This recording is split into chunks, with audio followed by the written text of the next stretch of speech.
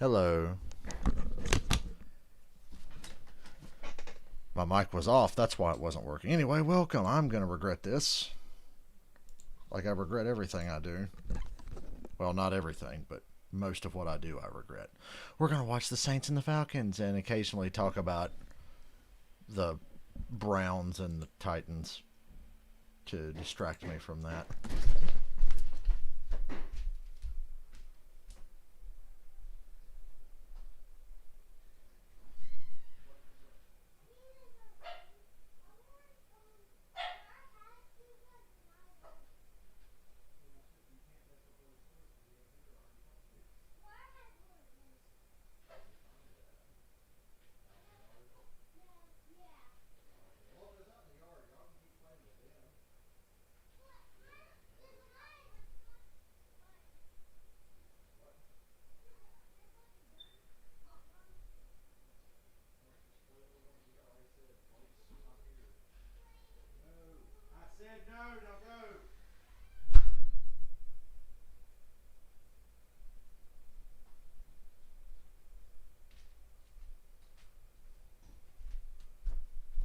I'm back.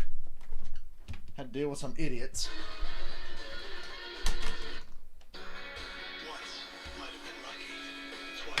Okay, let me get this up in my watch history. Hey, Lori. Alright, now I can get this on my phone.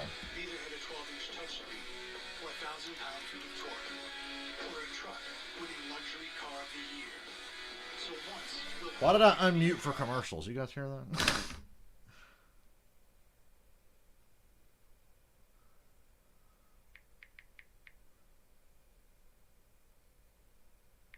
Hold on a second.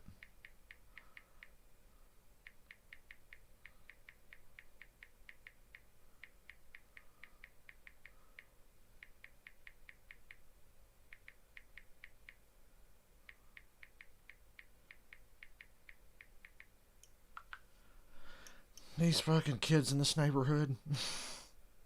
No, I was just talking to a friend of mine about how, yeah, one day I'd like to have a kid, just so I could say I had one and see what it's like.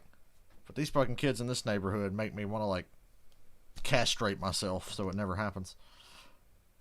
That extreme kind of measure. Okay.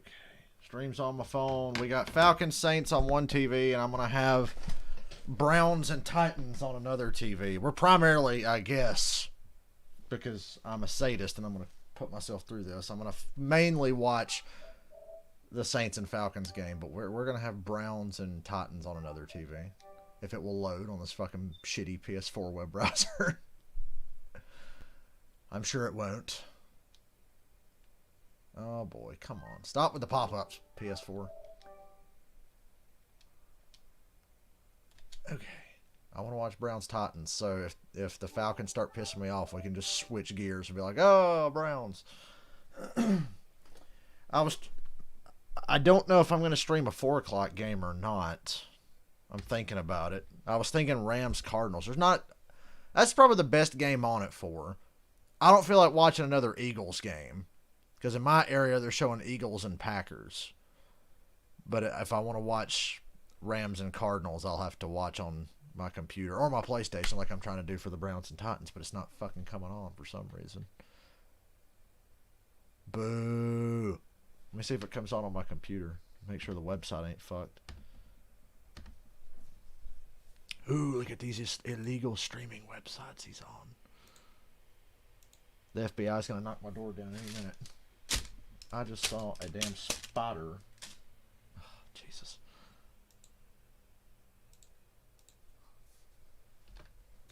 I'll be goddamn, it's working on my computer, but I can't use my computer for that because I'm streaming right now.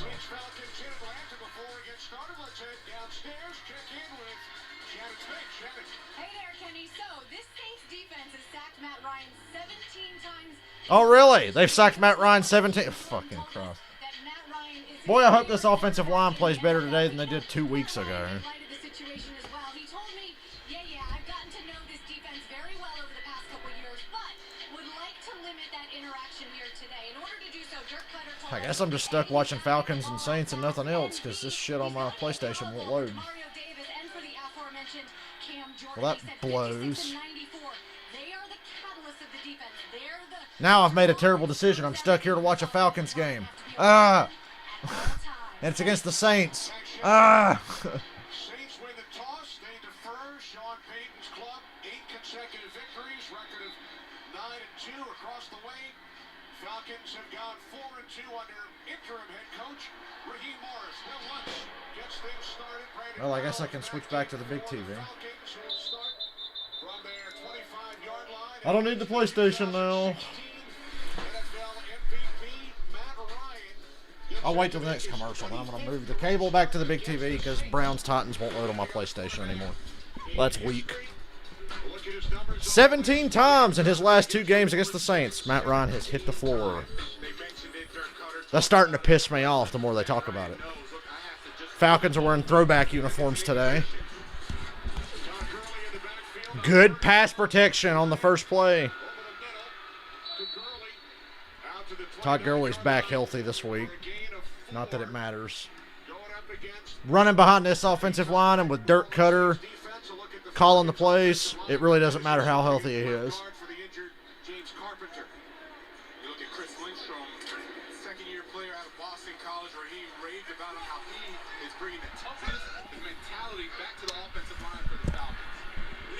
I regret this decision already. Oh, look, it's a run. Well, they got a couple yards. 3rd and short now. Brian Hill said they're not going to use Todd Gurley as much as they would normally use today. I'm cool with that, I guess. No need to waste Todd Gurley's career behind a subpar run-blocking offensive line.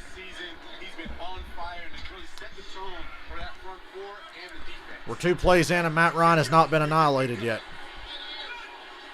3rd and 4. 2 safeties deep. Matt Ryan. Incomplete. 4th down. Falcons will punt, and Matt Ryan's picking himself up off the ground. Oh, that's a promising start. Can we switch to Browns Titans already?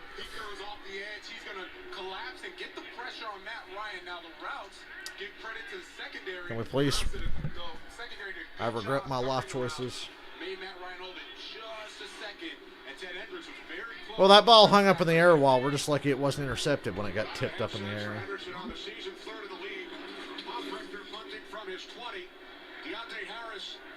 Hell of a punt.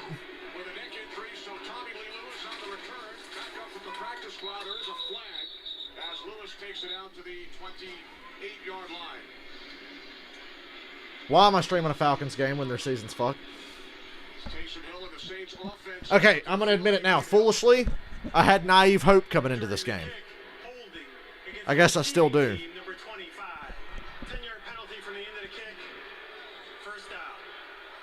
For some reason, I have foolish hope that they might actually play like they care today. But they really didn't against the Saints a couple. Actually, they played hard against the Saints 2 weeks ago. It's just the offensive line played so poorly. I might stream the Packers game. I'm trying to decide what 4 o'clock game to stream. It'll probably be the Packers game now. So, yeah, we'll probably do that, depending on how I feel after this mess. I wanted to be doing Browns-Titans, but I couldn't pass up a Saints-Falcons game.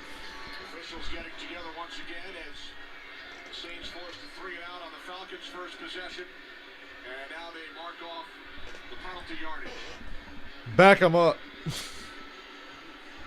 I need my defense to play as good as it did against the Raiders last week. Come on, Derek Carr's better than Taysom Hill. The Raiders have more weapons overall than the Saints, although the Saints got some pretty good weapons. The real strength of the Saints now is defensive line. I'm not used to that. That's why that last Falcons-Saints game 2 weeks ago just took me completely off guard. They were trying to determine, is it 10 yards from where the kick was caught or 10 yards from the actual penalty? That's where you see the extra yardage getting knocked. So the Saints have to start their own 7. Falcons went 3-and-out, but the Saints are pinned deep after a great punt. Come on, Falcons D. You held the Raiders to 6 last week. There you go. Kamara tackle for a loss. A.J. Terrell, dude's fast. There's a couple of studs on this Falcons defense. I don't know if last week was a fluke or if they're actually this good now. Did I get a PS5 yet? Of course not. Of course not. I did not get a PS5 yet. Second and 11. It's 3rd and 5. 3rd and 6. Falcons with the throwback uniforms look so sweet. I miss when they wore the throwbacks with the red helmets, though.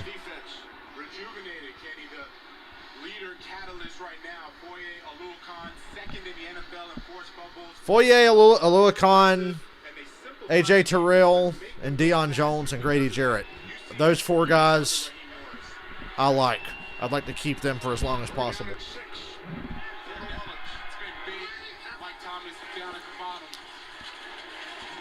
Ooh, incomplete. And the Falcons force a 3 and out. Just don't let this play out like the first Falcons-Saints game. I feel like the lower the score, the more it favors the Saints because of their defensive line and our inability to pass protect, apparently. We need to turn this into a shootout and get Taysom Hill trying to throw the ball deep. Because I don't think he can consistently.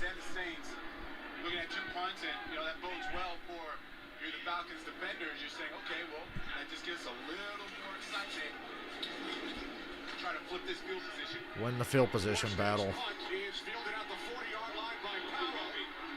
Hey, we're starting near midfield. All right, let me get this sorted out. I got to hook my cable back into the big TV since my PlayStation web browser won't load the Browns and Titans game.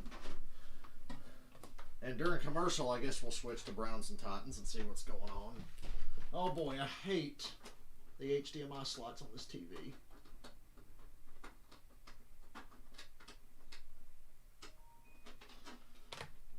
So the HDMI slots on this TV are really irritating because they're like under the back of the TV and you've just got to fumble around in the dark till you find the hole. That's what she said.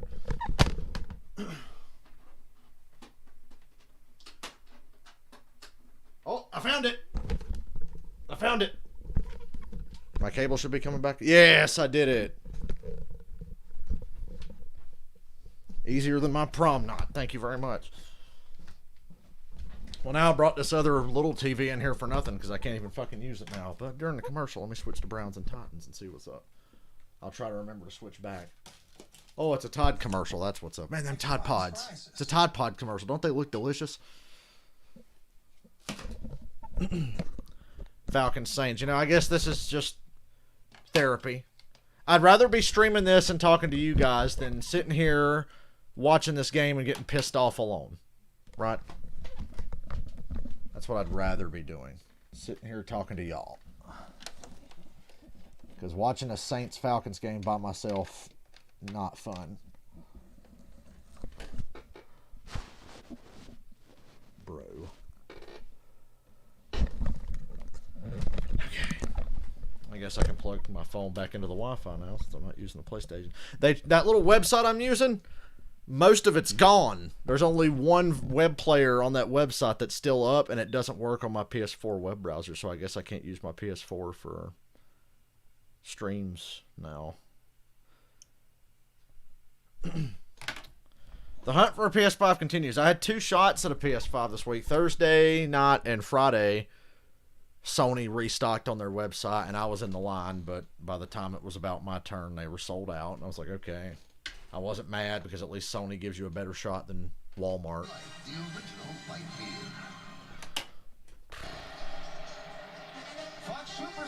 Do you think it's bad mojo that I switched TVs? I feel like now that I switched to my big TV, it's like Matt Ryan's going to get sacked 3 plays in a row.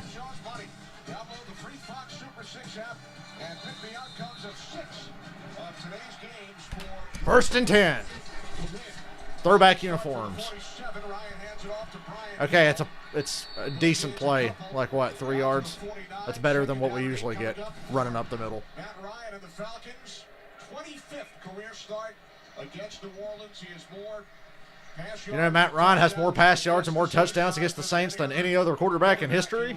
NFL history. It's just a shame he gets sacked 25 times a game now every time we play them. For many of those those times he had some really good games against us, but it always started with the run game first. They got the run game going, and then he was able to get over the top. So they need to. And yeah, Jonathan Vilma on commentary. Second down and 8. Off the fake to Hill. Matt checking it down to Julio. Ooh, who gets clobbered in the side of the leg. Patrick Robinson is right there. Anyway, John Vilma's in the booth. You know, he used to play for the Saints. He's being very unbiased, so I applaud Jonathan Vilma. He's not showing any favoritism whatsoever.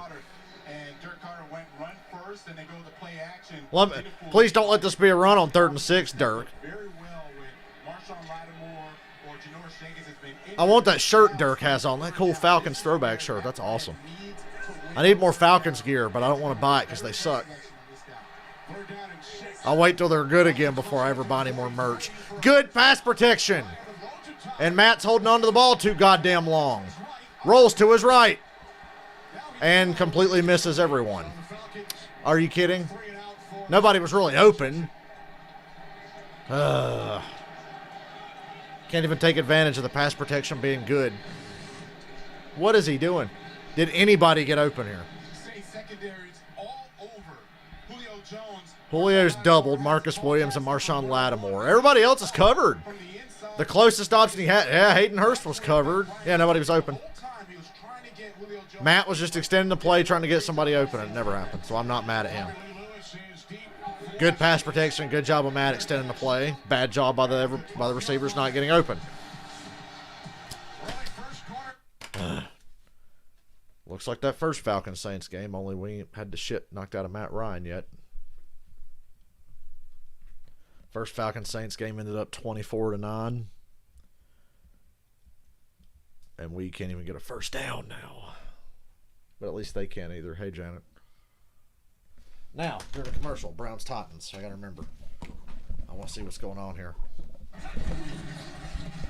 The game I'd rather be watching. To me, this Browns Titans game is going to write the story for the Browns for the rest of the year. This is going to determine who the Browns are.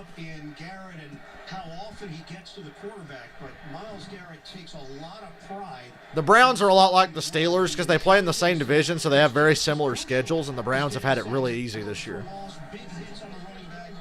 Beating the Titans would be the most impressive thing they've done, and it would cement a winning record. Cleveland has not had a winning record in a season since 2007. Tennessee Cleveland's just a game I'm keeping an eye on during commercials.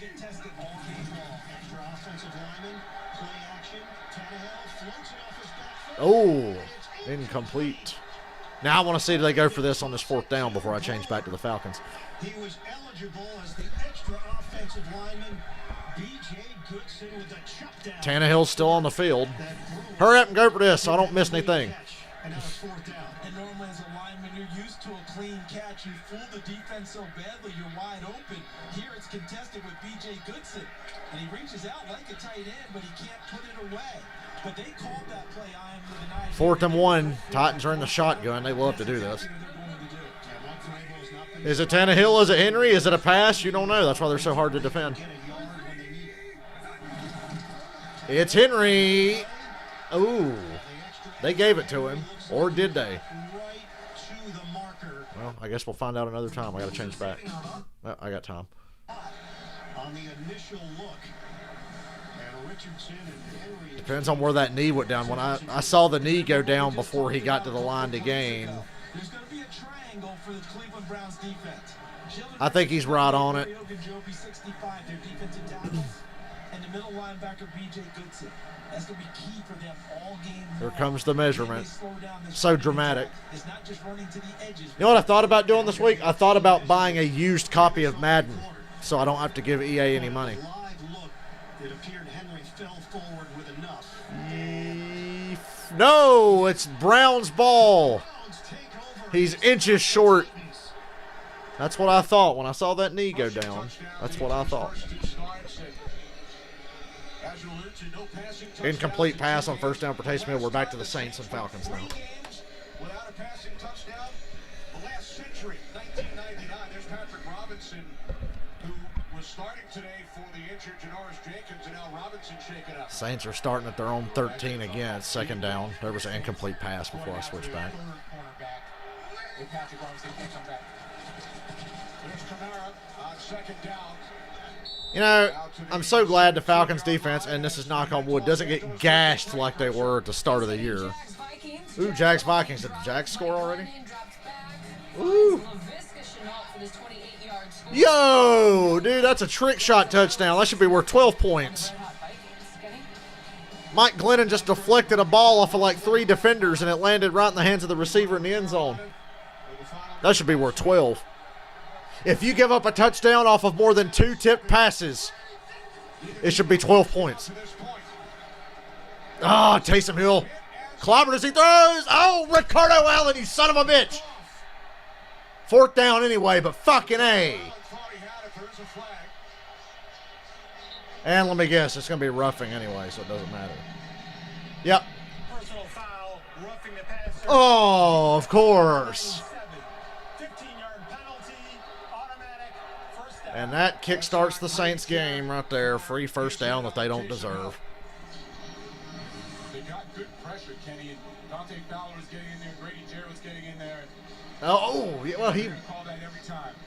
Grady Jarrett was sliding on his knees and hit Taysom Hill in the knees. Ricardo Allen drops an easy interception, but it wouldn't have counted any goddamn way. Yep, it's Falcons football, ladies and gentlemen. Every week. Now they can actually pin this offense back for the Falcons if they don't convert. Xavier's Murray in the backfield, play action. Oh, man, Taysom Hill gets clobbered. You got called roughing on that, you son of a bitch? Stephen Means came through, shedded the blocker, and just crushed Taysom Hill. Stop getting excited. Our season's over. Swim move to the inside, and he just couldn't handle the speed or the quickness of Stephen Means, and that's going to be a big issue for the Falcons, or excuse me, for the Saints offense. If you can't protect It's your the quarterback. passing game, and you make the Saints one-dimensional running game, it's going to be a long day for the Saints offense. Loss of 10, second sack of the season. 2nd and 20. As Hill throws. They get a lot of it back. 3rd and 7 now. Michael Thomas. We talked about the turnaround defensively, Jonathan, under interim head coach Raheem Morris.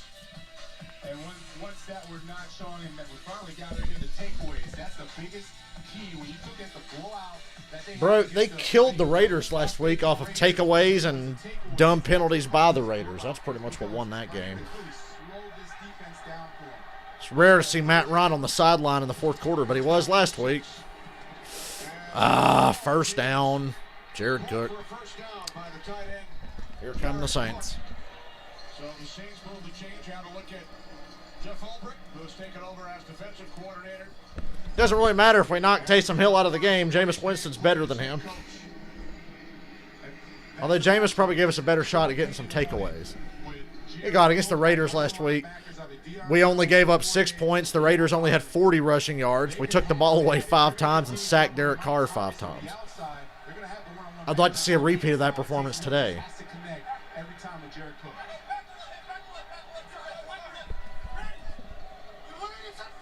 From the 42-yard line. Here comes Deion Jones after him.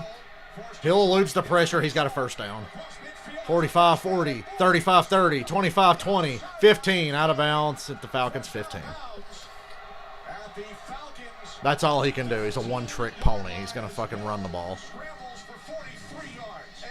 And all it took was one bullshit roughing the passer penalty to get him kick-started. Up the middle, they brought Deion Jones on the blitz that time. You have to keep contained on Taysom Hill. He is not quarterback fast. He is legit fast as any wide receiver out there right now. And you see as he stays in bounds, Did he, though? tightrope down the sideline. Man, that is a good heads-up play and stick-to play by Taysom Hill. Well, the Saints are in the red zone now. Their run, 43 yards. First and 10 from the Falcons, 15. No pressure on Hill this time. Over the middle, wide open touchdown. Remember when I said they don't get gashed anymore? I was wrong. They just got killed 2 plays in a row. Taysom Hill in his NFL. That's his first passing touchdown. Taysom Hill getting his first passing touchdown, and It's on the backs of a Oh, well. busted coverage by the Atlanta Should have never happened because they should have been off the field after that third down back in their own territory. back here because of Mike Thomas, who's going to be Who blows this? Everybody has their eyes on, so everybody doubles in. They forget Deion Jones was spying Taysom Hill, and that left this play. Deion Jones literally just stood in the middle of the field to see if Taysom Hill was going to run, and it left the receiver wide open. Set it up with his legs, the 43-yard run. Oh, well. Adds the extra point. Fourth touchdown of the Many more plays like them last two. We won't be watching this game very long. Back to the Browns. Obviously, Derrick Henry is getting a lot of attention this season, rightfully so. He's the reigning NFL rushing champion. He's the current leader in the category. Nick Chubb missed 4 games. He has looked so sharp in his return to the lineup. Browns are 2nd and 2 at the Titans 30. We're seeing big evidence of it here early. He had a sprained MCL. This was not a mild injury by any stretch. Chubb, Oof. this time he runs into a wall. And he's stopped at the 30-yard line by Simmons and company. We check in with Evan. Yeah, and to that point, he was told 6 to 8 weeks with that right knee injury, a sprain, possible tear. He said he was ready to go physically in about 4 weeks, benefited from the bye, but a testament to his work, and it's paid off in the production since he's been back. There's been no easing back into things. Not at all, Evan. It was a 6-week deal, right? He said 6 to 8. He came back at 6, ready to go. Baker Mayfield. Boy, has he really 3rd and energized 2. his offense since his return. And it's to Chubb. Nope, it's a reverse to Landry, who throws to Baker Mayfield. First down. Over the shoulder by Mayfield for the first down. Nice job. Flag is thrown back at the 45-yard Is there an illegal shift or a hold? Oh, no. What? Somebody hit Jarvis Landry, and they called it roughing the passer. The passer was Landry. It was a handoff to Chubb, flip it back to Landry, and he gets popped in the face. Yeah, good call. Touchdown earlier this year against Dallas. So now the Browns are well into the red You zone. see the difference in who the receiver is on a trick play? Offensive guard versus quarterback. And I wish I could watch this game at the same time. Goes up and makes a terrific catch over his shoulder. Yeah, a little high. Mayfield stuck with it. But he's used to touching the football. He's used to being an athlete. When you play the trick plays with the linemen, you really need them to be wide open for the most part. 1st and 10 at the Titans, 12. Then I'll switch back. He was more like a true tight end. 6-yard game and 12 because of the penalty. 18 yards and Back to the Falcons. I am streaming the Falcons game. I was talking about the Browns and Titans, though, during the commercial. $5. first NFL touchdown pass for Taysom Hill. I have Northland Cable. BYU against Utah State. November That's my TV provider. We're back to the Falcons. Say every time they go to commercial, I switch to the Browns. days ago. And Sean Payton can now relax. He can breathe again. His offense has a passing touchdown. Couple of back-breaking bullshit plays there. Well, really, just the bullshit play was the roughing the passer. And you know Got a drive going for the Saints.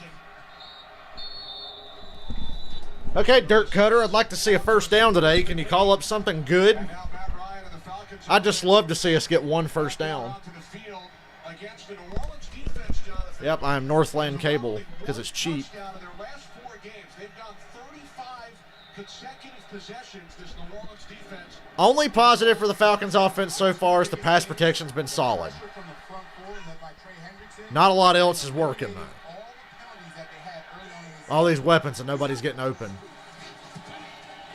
There we go, Julio Jones.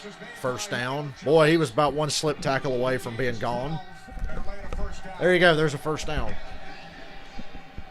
I love DirecTV, but the prices are absurd and they'll rip you off big time. But I always liked having DirecTV. AT&T was my favorite, though. AT&T was the best. skilled position offense. Nice run. Oh, no. Ow. That looked like a nasty tackle. Ito Smith got pulled back. I thought he was going to break his leg, but hell, he's up running back to the huddle. Hey, look, the Bears. Did the Bears find the end zone? I'll be goddamn, the Bears scored a touchdown. It's 9-0 Chicago over Detroit. Oh, yeah. And if the Saints win and the Bears lose, the Saints will clinch a playoff berth today. They can't clinch their division today, but they can clinch a playoff berth today with a win and a Bears loss. I'm sure we'll help them out. Play action. Nice. Good protection. Julio Jones. First down to the Saints 40. Last week, and Jones gains 20 yards. Julio Jones going to literally just run away from P.J. Williams. He's in place of Patrick Robinson. That's a freak of nature when he's healthy. Why it was so important to have Patrick Robinson. That Ryan seeing backup cornerback is in. I'm going to now attack with my best wide receiver. Look at Lions numbers with and without Julio. Jones, bottom of the screen, matched up once again with number 26. Decent run up the middle. Got to stay balanced, and at least it's not getting blown up in the backfield. To the 33-yard line. With just over 5 minutes remaining in the first quarter in Atlanta, Kenny Albert, Jonathan Vilman, Shannon Spink. Saints out to a 7-0 lead. And as I mentioned earlier, this is big because when you have that formidable special skill unit that you have with Calvin Ridley, Julio Jones, if you don't have the best of your best corners and safeties covering, it can be a long. This better not be a goddamn run. Powell goes in motion on second. Play action. Here comes Cam Jordan. If Alex, I hate to say this, but I got to shit on Alex Mack there. He let Demario Davis come right through and blow that play up. That should have been a huge game. The leader of that defense, man. Come on, Alex Mack. Not just this season, past 3 seasons, he has been playing great. Alex Mack is one of the best centers in football, and he just totally got annihilated by Demario Davis. And that killed that play dead. 3rd and long now. Nice solid 3rd and 8. We're not even in field goal range, really. Season loss of 2 on the play, 3rd down and 8. Now the Saints are going to pin their ears back, although they've got a lot of guys deep. They're showing a lot of respect to this passing game.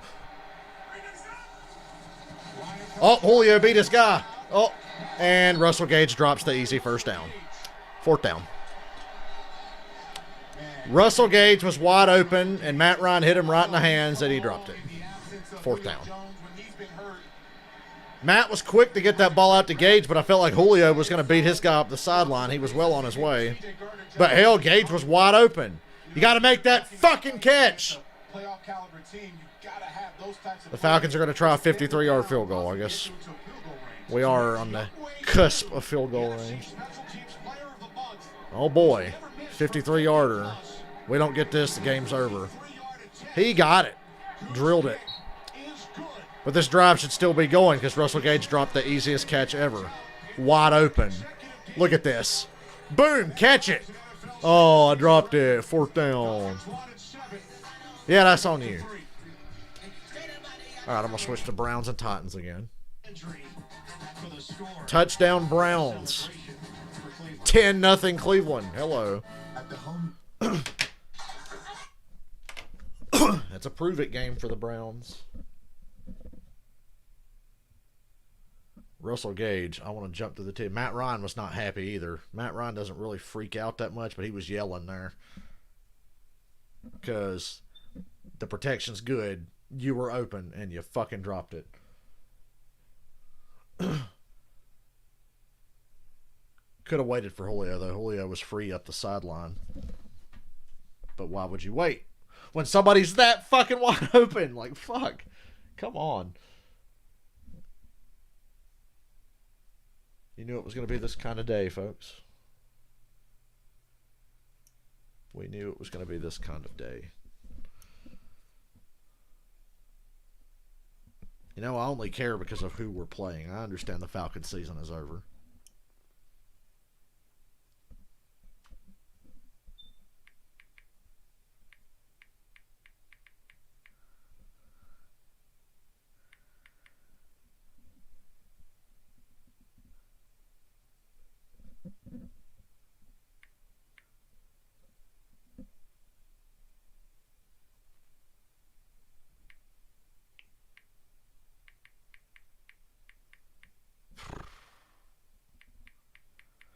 Yeah, I guess we'll do Packers and Eagles.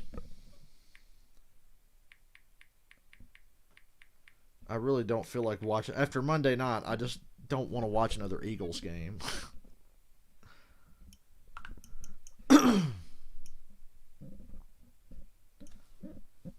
but we'll see.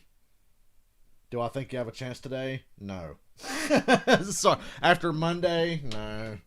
I don't think the Packers are great or anything, but the Packers feast on teams like the Eagles. The Packers love to beat up on inferior opponents. But I hope I'm wrong, because I'd love if the Eagles won today. Special recognition for Cam Jordan of the Saints. Young Wei Koo, NFC Special Teams Player of the Month for November. What's that tell you? The Falcons were kicking a lot of fucking field goals and not scoring touchdowns. That's what that tells you.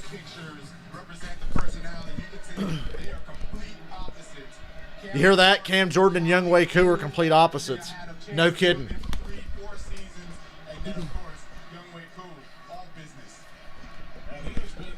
He's never missed from 50 plus in his career. He's now 8 for 8. He's connected on 22 consecutive field goal attempts overall. He put the Falcons on the board. He's a weapon. Look at this play. Now, the key is here, watch Julio up the sideline. Yeah. Could have had something with Julio there. Russell Gage just punching the bench.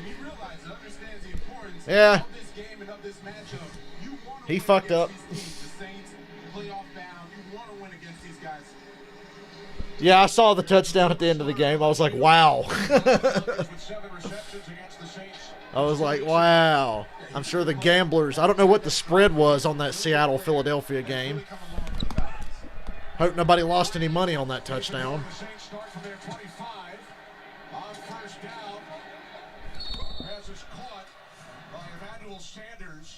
As we head back to the last possession of the Saints touchdown.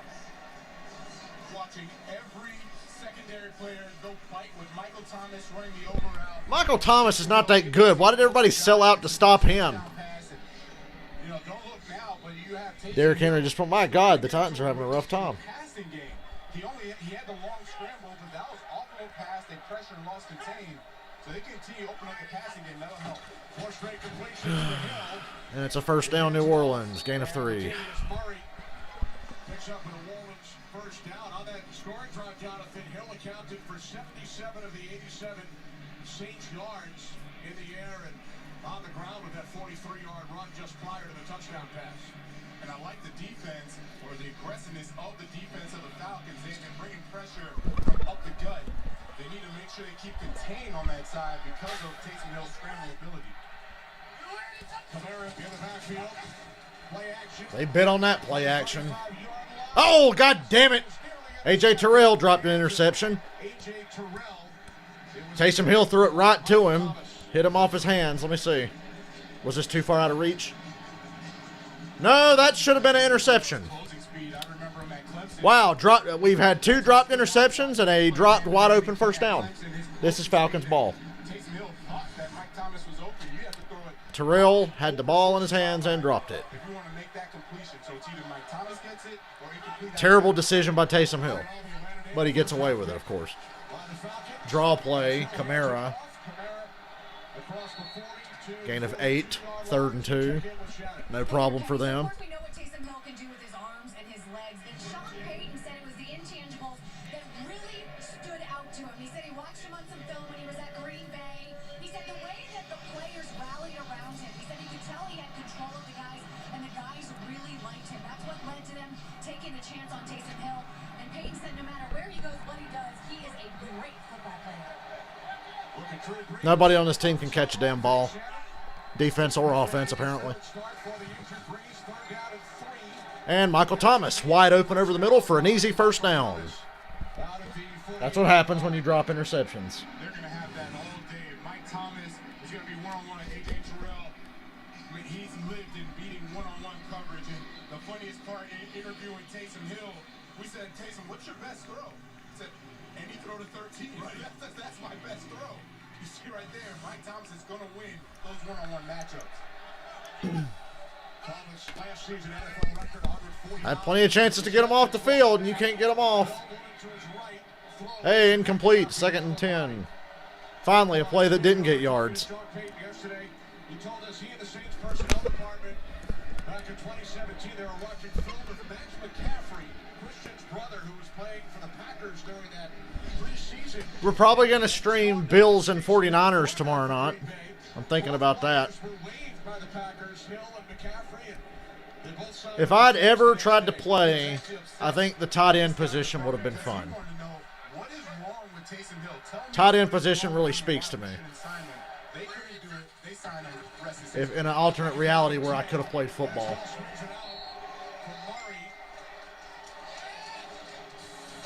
Back out about the 45-yard line.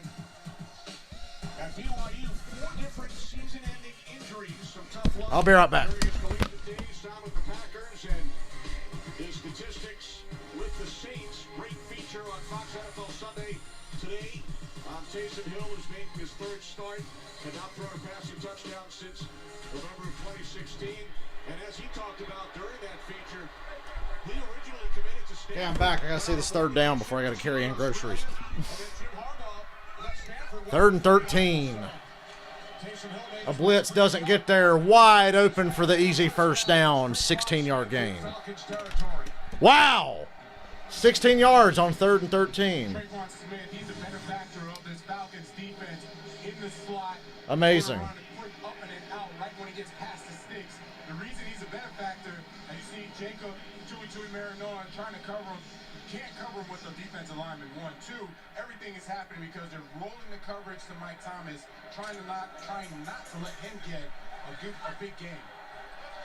Pickup of 21 from Should be the last play of the quarter right here. Yeah. It's Kamara fumbled. And he picks it back up, and, well, it's a net loss. I'll be right back. I got to carry in groceries, y'all.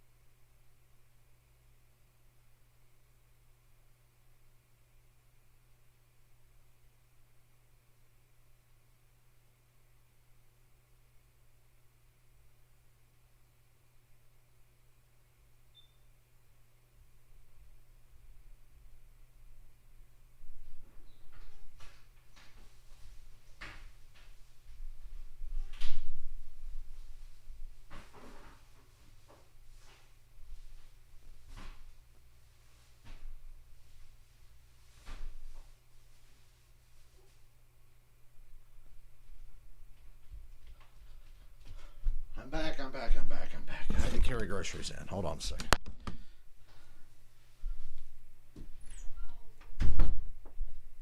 Okay, so before I left, the last play before the commercial, if I can catch my breath after running up and down them steps, they pitched the ball to Kamara. He fumbled it, picked it back up, and I was like, is this motherfucker about to fumble, pick it back up, and run for a first? No, he got tackled 3 yards short of the line of scrimmage.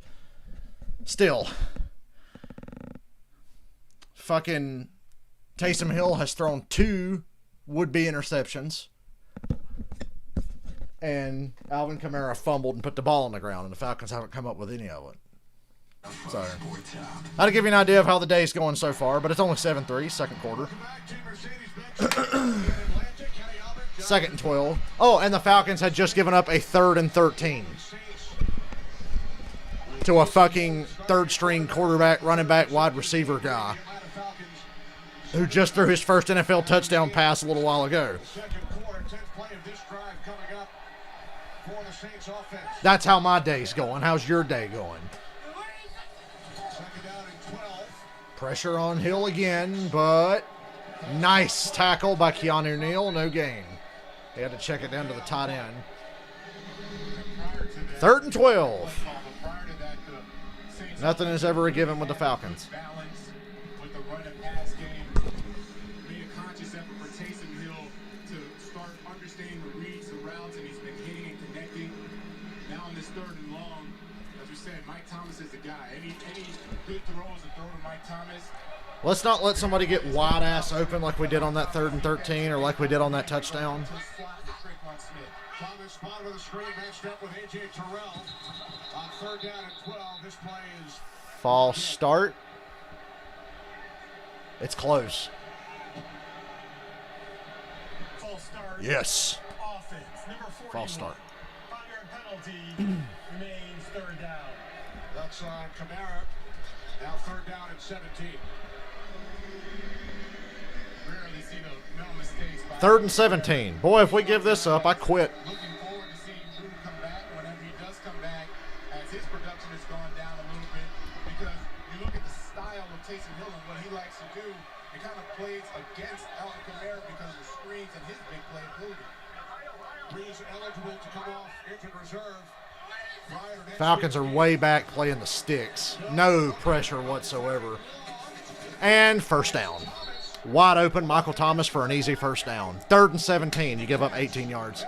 That was the most laziest fucking defense I've ever seen. Nobody rushing, nobody really trying. And then Thomas is wide open. Yep, it's a 1st down. Left foot touch. And that right, that's a 1st down. Wow, 3rd and 17. So we've given up a 3rd and 13 and a 3rd and 17 now. This ain't going to be a game for very long. Falcons can't move the ball on offense consistently at all, and now the defense is giving up big, easy plays.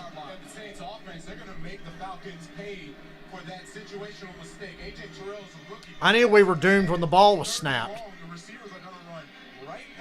I said they were playing way too far back at the line, at the fucking line to gain. Now they're leaning on the run game, getting 7-8 yards a pop because this Falcons defense is tired. Oh yeah, the Falcons defense is done. They're wore out. It's only the 2nd quarter. 3rd down. There's flags there. At the 15-yard line. Nah, I actually like our defense better than Philly's. Holding. Offense. Number 75. 10-yard penalty. I'm not big fans of either, though, if I'm being perfectly honest. Maybe I just like the Falcons a little better right now because in the last 6 weeks they've shown drastic improvements. And the Saints got nailed for holding there. That's rare, a holding call on the Saints. Do I think Washington can beat Pittsburgh? No, I do not. Their defense is good enough to keep them in the game, but I don't think the Washington offense is going to be anywhere close to what they need. Pittsburgh has had an easy schedule. But the one thing they do well is sack the quarterback. And what does Washington do? Give up sacks. I just think it's a bad matchup. If Washington just had an okay offensive line, I'd give you a shot. We'll see, though. Pittsburgh's not going to go 16-0. They will lose to someone. They've played a really easy schedule. I think the Steelers have 2 quality wins, the Titans and the first time they played the Ravens. Not that shit Wednesday night. That was crap. But the first time they played the Ravens and when they played the Titans. Everything else has been easy. But it's just how the schedule's played out this year. 3rd and 12. Hey, the Falcons made a stop. It's like 4th and 5.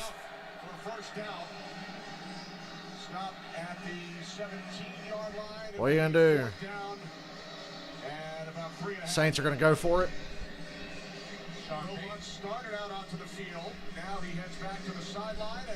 And the Saints are going for it.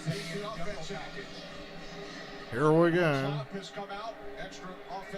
Trying to bury us and put us away now, and it's only 12 minutes to go in the 2nd quarter. Do not jump. I think it's offsides play. I don't think they're going to run this play. They're not going to snap this ball. They're not going to snap this ball. They're not snapping the ball. Don't move. They're not snapping it. 4th down. Trying to draw the Falcons Yeah. offside did not work. Told you. And now the field goal unit will head out for New Orleans. This is a nice hold by the Falcons defense. They were Nice hold by the Falcons defense. They gave up like 3 really ridiculous 3rd downs. a couple penalties. They pushed the Saints offense back and you hold to a field goal. And look, all you want to be is within this one score late in the game against the Saints and then figure out how to find a way to win at the end. So, credit the Falcons defense for stepping up. They could have gone the other way for a touchdown. Instead, they hold for a field goal. So here's Will Lutz, 40-yard attempt. It's no good. Wide to the right. Missed it. Lutz missed it. Come away with nothing. A miss from He's trying to decide whether he wants to fake an injury or not. Did you see him? The kick is no good. Back to Browns Titans. 17-7 Browns. Tannehill. Touchdown Titans. What a throw and what a catch. I just saw the tail end of that. Davis goes upstairs for the score. 17-7 for the Browns. Wow. Be right back. I'm thirsty. I'm yelling and my fucking throat's sore already. And y'all want me to do the 4:30 game.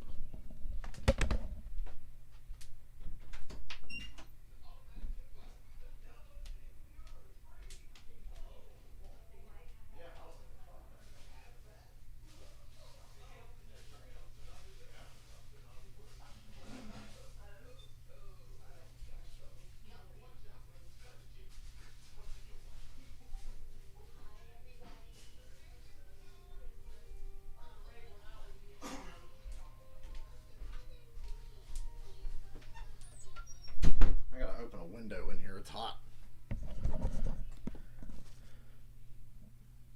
Yeah, AJ Brown's been a little banged. You saw he was limping around last week. Hopefully he'll be okay.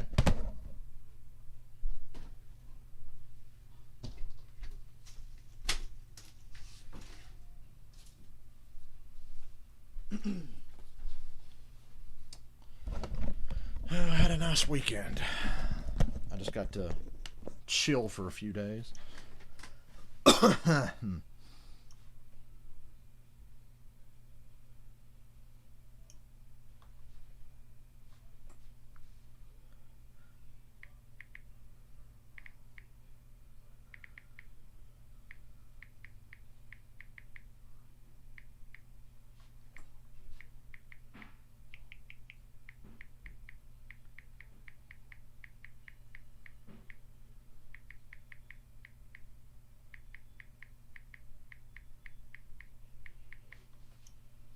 My God, it's a SmackDown commercial.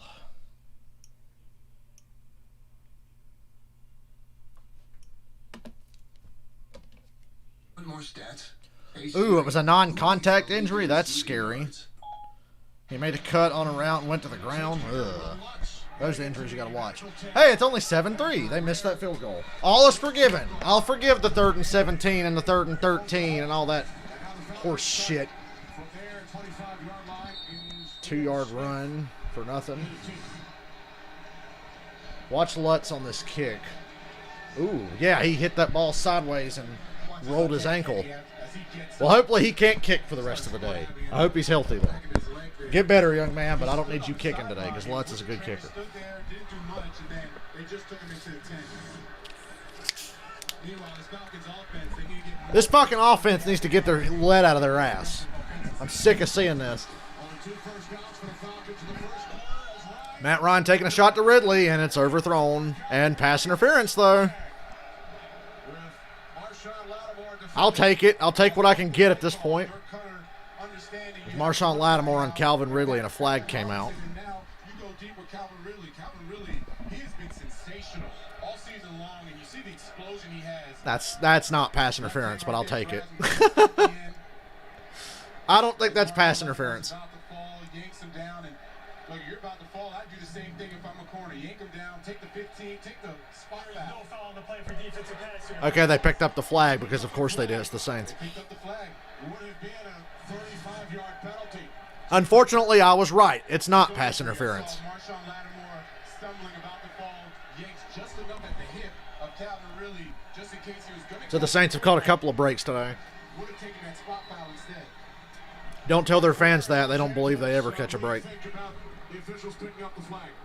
Well, I hate to go against Jonathan here, but I just don't think that the grab caused enough restriction. You have to See, I agree with Mike Pereira, but how often do they pick that flag up after they throw it for pass interference? They never do that. Sometimes they'll pick up a flag for roughing or whatever else, but they never pick up a flag for pass interference. It's third down, by the way. Falcons about to put their fucking tired-ass defense back on the field again. And it's incomplete. Fourth down. Falcons will punt. Risky throw by Matt Ryan. Gage was covered all the way. Punt again.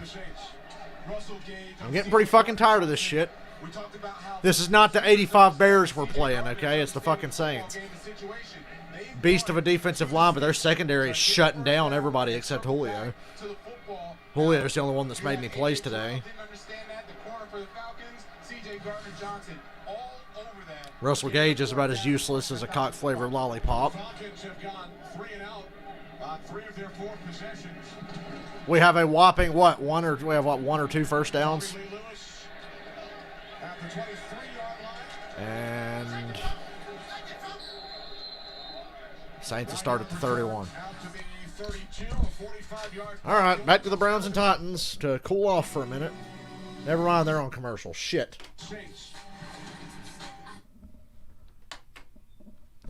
I'm not surprised that the Saints are good. They're a very talented and deep roster. They have depth everywhere, but the fact that the Falcons are making their defense look like the 85 Bears or the 2000 Ravens makes zero fucking sense to me. They're not that good in the secondary. Their strength is on the defensive line.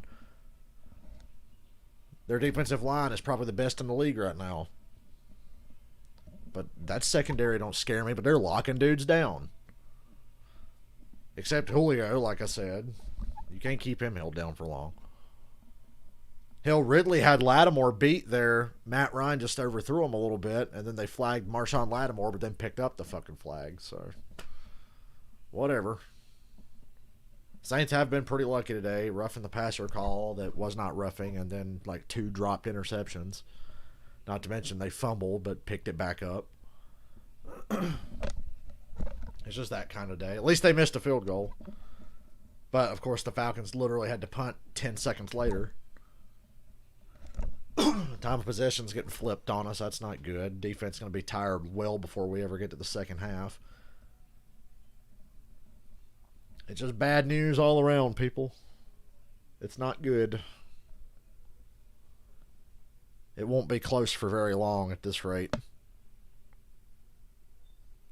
Like I said, there's a reason Younghoe Koo was Special Teams Player of the Month. All this team can do is kick field goals.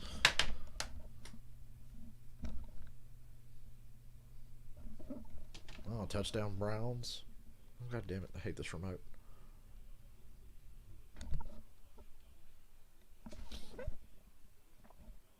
I'm on Browns Titans for the moment. Field goal and 3 touchdowns on the first 4 possessions for Cleveland. Damn, they're getting after it. 24-7 Cleveland. Boy, that was risky.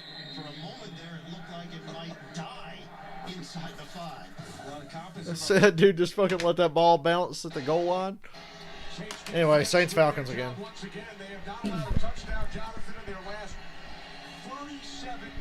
The Saints have shut the Falcons down 3 games in a row now in this series. Cameron Jordan talked about clear lines of communication now, and then they don't have the penalty. One just taken away, of course, as a punt.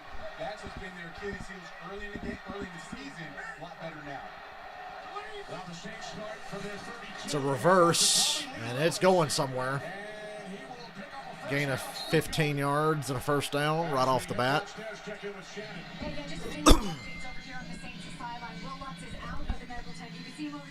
Getting ready to kick into the net right now, and there we go. So it looks like he's going to be good to go. Patrick Robinson, who, as you mentioned, is in for Janoris Jenkins today. He is questionable with a leg injury. You guys saw him go into the locker room, so we'll keep you updated on everything. All right, thanks, Shannon. We'll look at Will Lutz. Who went into the medical tent after missing that 40-yard field goal line right. Tommy Lee Lewis gained 16 on the previous play. From the 48, Gain of 7 up the middle or 6. Doesn't really matter. It's not going to end well. Here's the replay of the Browns touchdown.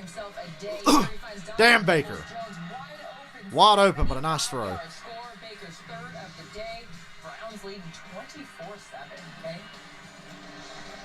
All I'm saying is y'all better watch the second half of that Browns-Titans game. I'm telling you. I don't think the Browns are overrated. I think everybody knows what the Browns are. They're very good. Not great, but very good. There's just no pressure on Taysom Hill now. Wide open. Michael Thomas, first down. The Saints are doing whatever they want in the backfield. There's nobody getting back there at all. Taysom Hill just took that ball, lazily ran to the right, and Thomas was wide open.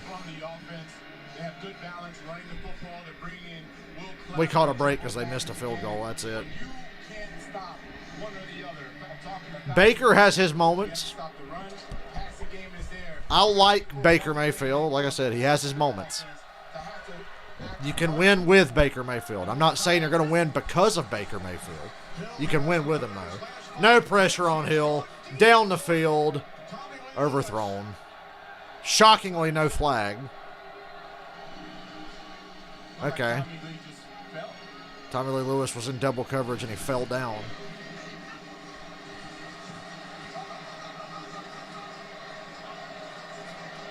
Yeah, he fell.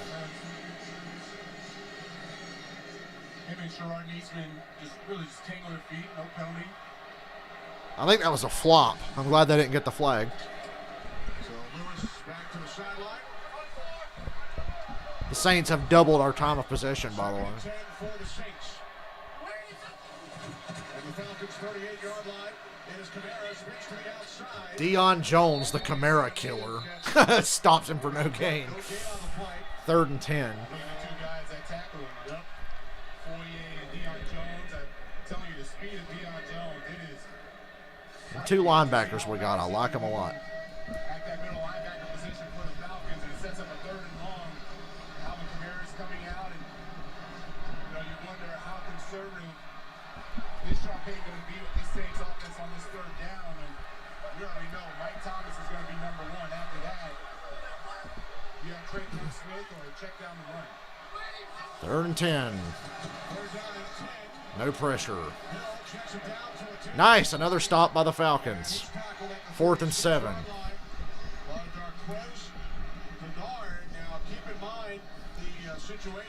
And yeah, Will Lutz.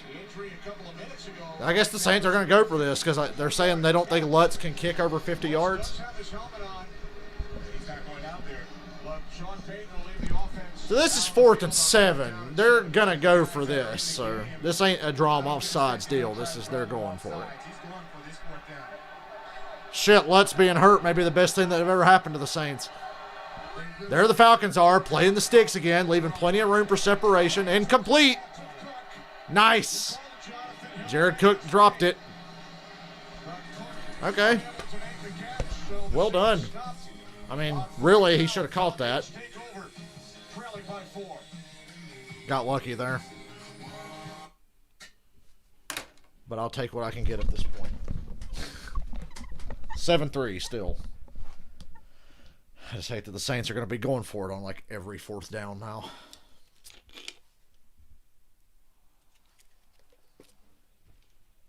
Let's check on the Browns again. Hey, Cable, I said let's check on the Browns again. Oh, they're on commercial. That's okay. I'll take a moment to chill.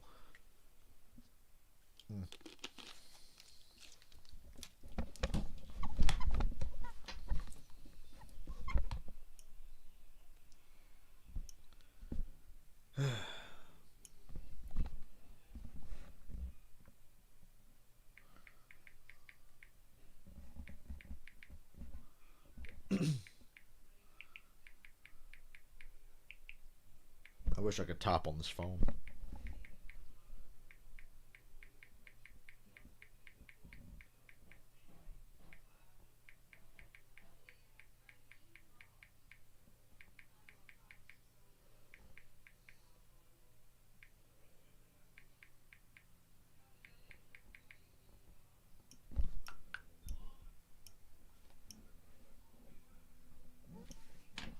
Not sure what to make of this game. Yeah, Nick Foles is better off Philly. Yeah, that... I never liked Nick Foles. I didn't get all caught up in the fact that he had 2 great fucking games, the NFC Championship game and a Super Bowl. Look at the rest of his career. His first year in Philly, solid. Brand new offense, took a lot of the league by surprise with Chip Kelly. But look what happened after they figured that shit out. Once you get tape on that offense, it's not going to have the same effect it had when it was new to the NFL. Chip Kelly brought a new offense to the NFL like we'd never seen before, and within a year it was nothing. And Nick Foles was exposed as nothing. Everywhere he's been that wasn't Philly, he's been nothing. Hell, he was nothing in Philly. He was just good in that system. But the Jaguars paid him a lot of money. Good for him. He got paid. He got the Super Bowl, and it got him paid. Nick Foles has the world by the balls, okay? Even if he's not that good. Falcons started at 36. Play action. Good pass protection. Matty Ice taking a shot. Julio Jones. Julio Jones into Saints territory. Yeah, you ain't going to shut him down. Somebody on this offense will make a play, and it might as well be Julio. Hell, Julio's getting held all the way. Good God, that was holding like a motherfucker. You better get that boy some help if he's covering Julio Jones. You better get him some help. Julio's got 4 catches for 69 yards. Excuse me. Nice. That was a 35-yard gain. Falcons at scoring range. That's important. Do what we do best, kick field goals. Good protection again. Hey, Russell Gage made a catch. It was only for 2 yards, but at least he caught it. Malcolm Jenkins made a nice tackle. You see how quickly Dennis Allen, defensive coordinator, goes right back to his zone. He was like, all right, enough of that. If we can't stop him one-on-one with B.J. Williams, then we're going to go into a zone. That time, Malcolm Jenkins able to clean up that easy pass completion. Second down and 7. Matt almost got the Saints to jump. Early in the first quarter, he has only 1 carry after missing the game last week. 2nd and 7. Ryan on second down. Ah. Matt got the ball away. Matt held on the ball a little too long again. The pocket was collapsing, and he was just standing there. 3rd down. The defense is playing complementary football. Near side, Trey Hendrickson, they're going to come on a rush. It's only a 4-man rush. It's nothing crazy. But again, Matt Ryan, holding the ball. The reason he's holding it, he was trying to get Julio Jones. They're going to start doubling. B.J. Williams is going to get a ton of Well, if Julio starts getting doubled, I better see something from Calvin Ridley very soon. up top because they're not going to let Julio Jones just beat him up and down the field. You mentioned Henderson. He's 3rd in the league in sack. Falcons have not converted on 3rd down today. They are 0 for 4. They run it on 3rd and 7. Well, it worked. 1st down, 15, out of bounds at the 11. Okay, caught him off guard with that. A draw to Ito Smith. Smith gains 15, and that's a great wrinkle by the offense. It's usually been pass. Falcons came out, throw, and then line up on a 3rd and long and draw. Watch him bounce it outside. Ito Smith, we said Todd Gurley Jr. not out there right now. He's been messing around with the knee on the sideline, but Ito Smith, Raheem Morris, The Falcons are good at running back without Gurley. he's been running hard. He's been We've made, we can make do. I wish Gurley was healthy though.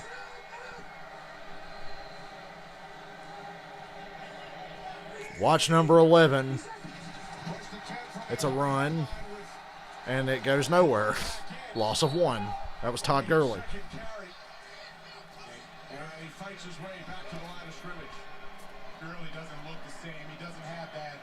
You got to get him out of there, yeah. Gurley with the nice lateral burst. If Gurley's not 100%, I don't want him playing at all.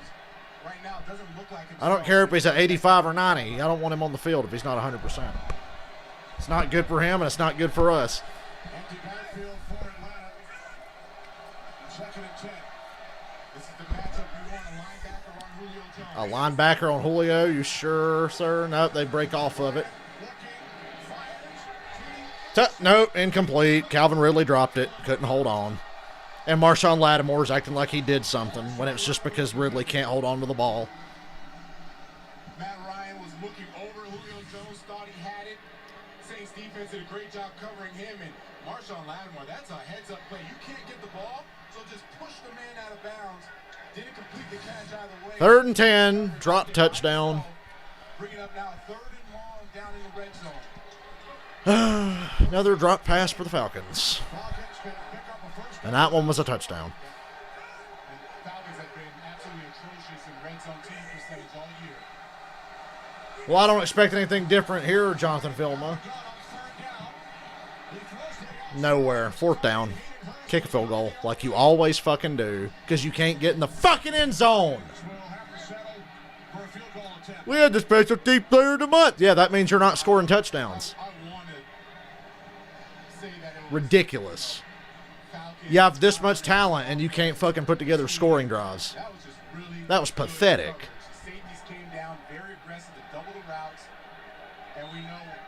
The only advantage we have over the Saints is we have a kicker.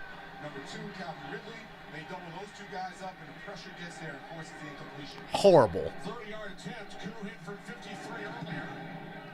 It's good.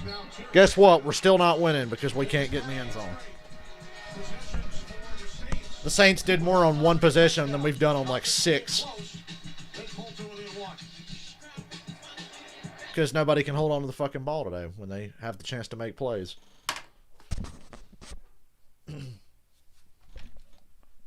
Not surprised. Let me check on the Titans again.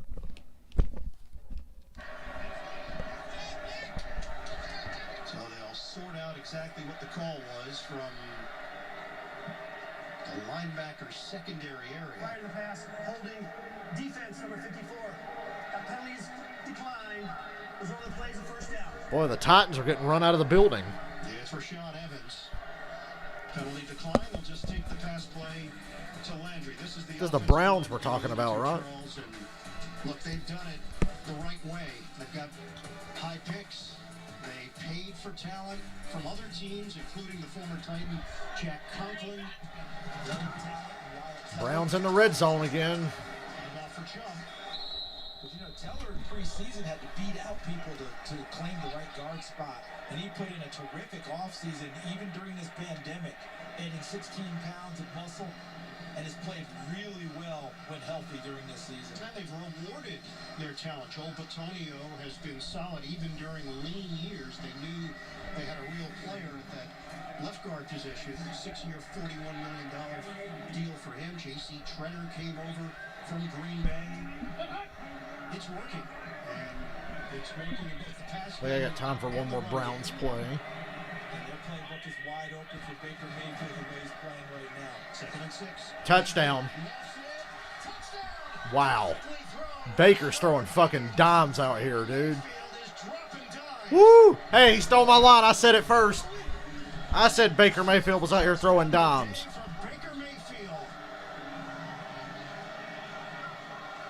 Damn, son. Okay, Browns. I believe. They're making a believer out of me. Broncos Chiefs, oh boy. No, we're not streaming that. I wonder how much of that game I'll get through before I turn it off and do something else. Falcons offense today. Julio Jones, 69 yards. The rest of the team combined has 35. Julio has 69 yards, and the rest of the team has 35 altogether. Outstanding.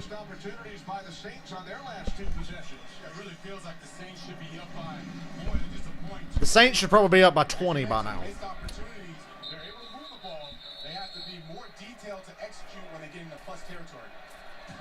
Saturday strong as one of America's greatest rivalries. Headlines: Big Noon Saturday. Justin Fields and number 4 Ohio State battle Michigan. It all starts with a special Big Noon kickoff live from the shoe at 10 a.m. Eastern, followed by. The Saints are kind of playing one arm tied behind their back without a kicker, I think. And those last 2 possessions that we were talking about, Jonathan, the missed field goal.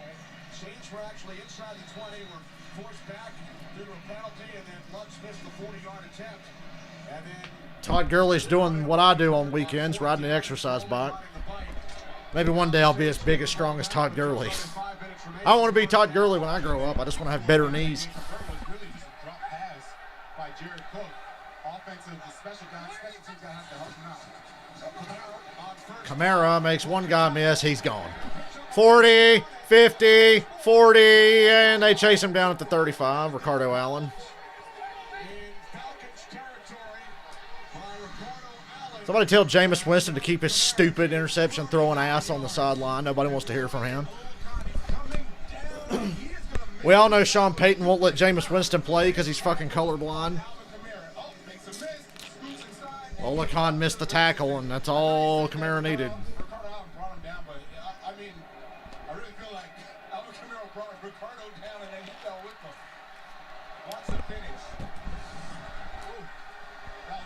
Saints are at the Falcons 38 already. We can't keep up in a shootout. I thought that would favor us, but boy, am I wrong. I'm wrong. It needs to stay a low-scoring game for the Falcons to have any prayer. 24 yards in that game, and he picks up 5 on first down. And now the Saints immediately back into plus territory.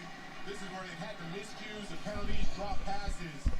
And as you said, if they don't come away with points again, we're going to sit here wondering, well, now what's really going wrong with this offense once they get inside the Falcons' territory. Second down and 5. Already in the backfield. No pass rush. Too late. First down. There's flag, though. Picks up a first down, but there is a flag back at the 43-yard line. Holding offense. Yay, holding. 10-yard penalty. Replay, second down.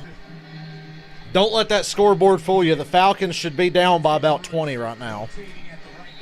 But the Saints are doing a good job of shooting themselves in the foot, and their kicker rolled his ankle. So I saw what the Browns are doing to the Titans.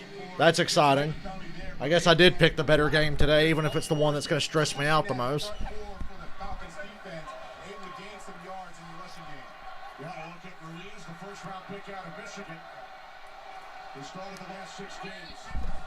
Second 15. No pass rush. Bad tackling, but, I mean, it's third down.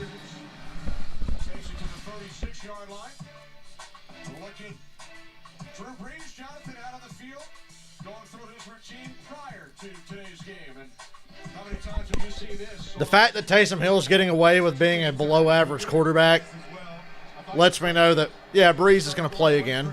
As soon as he's healthy, Brees will still be the guy.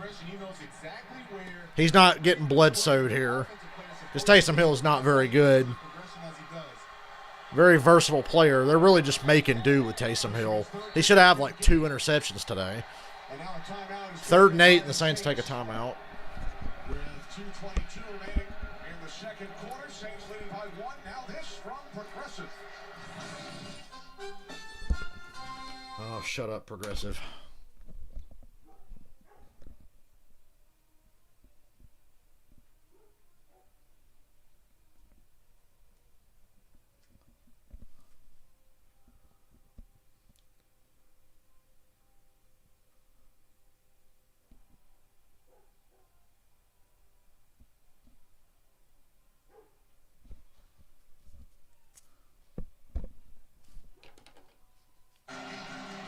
Saints leading the Falcons by 1. Big play coming up, 3rd down and 8. Oh, boy, 3rd and 8. From the Atlanta 36. A tackle for a loss or a sack would be dreamy here. 3-man rush. We're fucked. 3-man rush. He's got all day. Wide open first down. At the 18. I told you. For a first down by Emmanuel Sanders. A gain of 18 as the clock winds down towards the 2-minute warning. And Hill will head to the sideline for a chat with his head coach, Sean Payton. The Saints are inside the red zone on the move. Yeah, that 3-man rush, it really works, doesn't it? Yeah, 3-man rush. Way to go. Why don't you just lay back and let him play Arena League ball? That's what you're basically doing when you rush 3. You're making it as easy as playing arena football.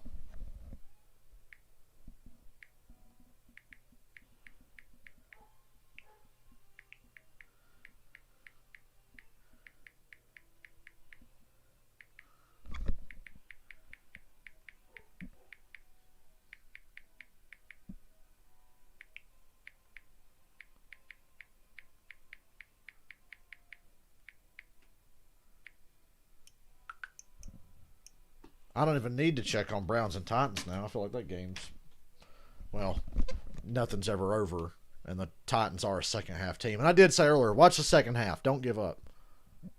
But, geez, they're getting their ass beat right now. That's okay. The Falcons should be getting their ass beat. This should not be a close game. It should be like 28-6 right now. Something like that. Optimistic would be 24-6 is what it really should be.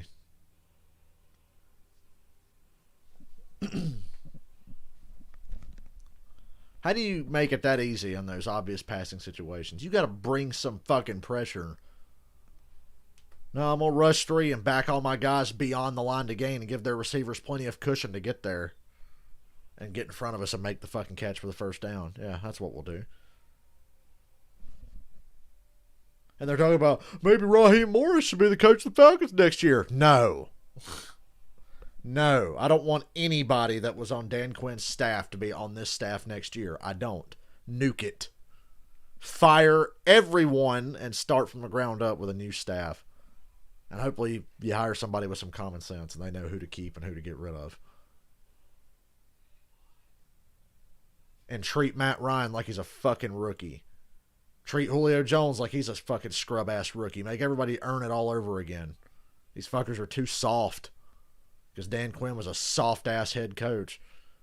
At least Raheem Morris has bigger balls than Dan Quinn. I'll give him that. But Dan Quinn was fucking Charmin soft, and then he made this whole damn team soft. Darrell Bevel is the Lions interim head coach. I honestly did not know that till just now. Lots of 1-yard passes in Detroit coming soon. First and 10 for the Saints from the Falcons. 18-yard line. Commander lined up to the right of Taysom Hill. First and 10 in the red zone. It's a quarterback keeper. He's got blockers. Gain of 7. Shoved out of bounds to the 11 by Deion Jones. Shannon.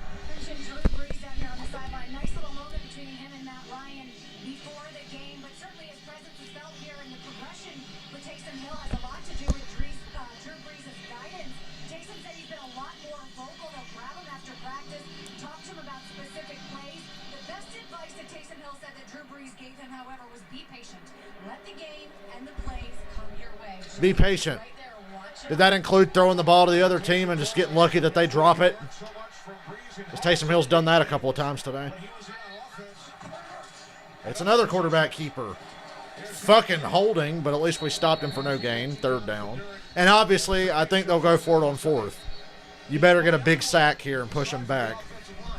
He really has. And the patience that Drew Brees is telling him, he said, I'm able to do it. The game is slowed down because I had those 20 snaps a game.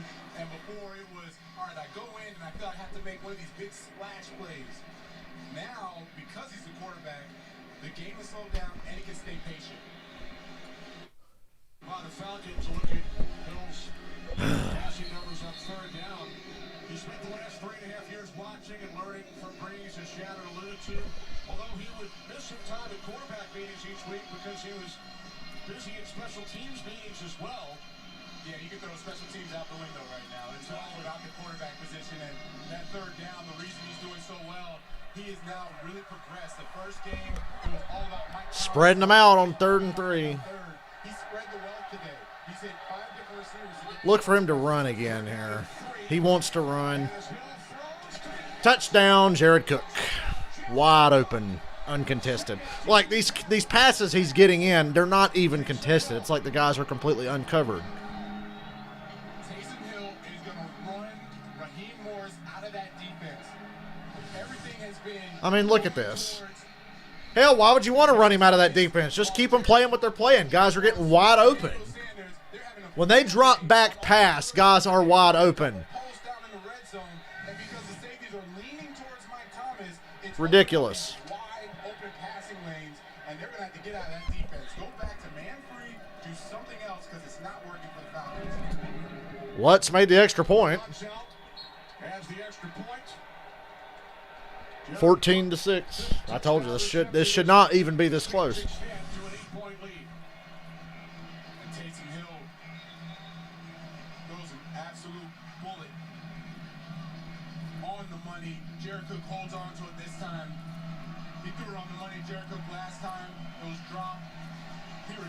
himself, gets the touchdown, and now it's 14-6, and it kind of feels that way, right? The drives that the Saints offense have done has been methodical. And look, yeah, he wants to smile. He has 2 passing touchdowns now. There you go. Sean Payne smiling a little bit. You can even see it under the mask. You can imagine that smile from his head coach.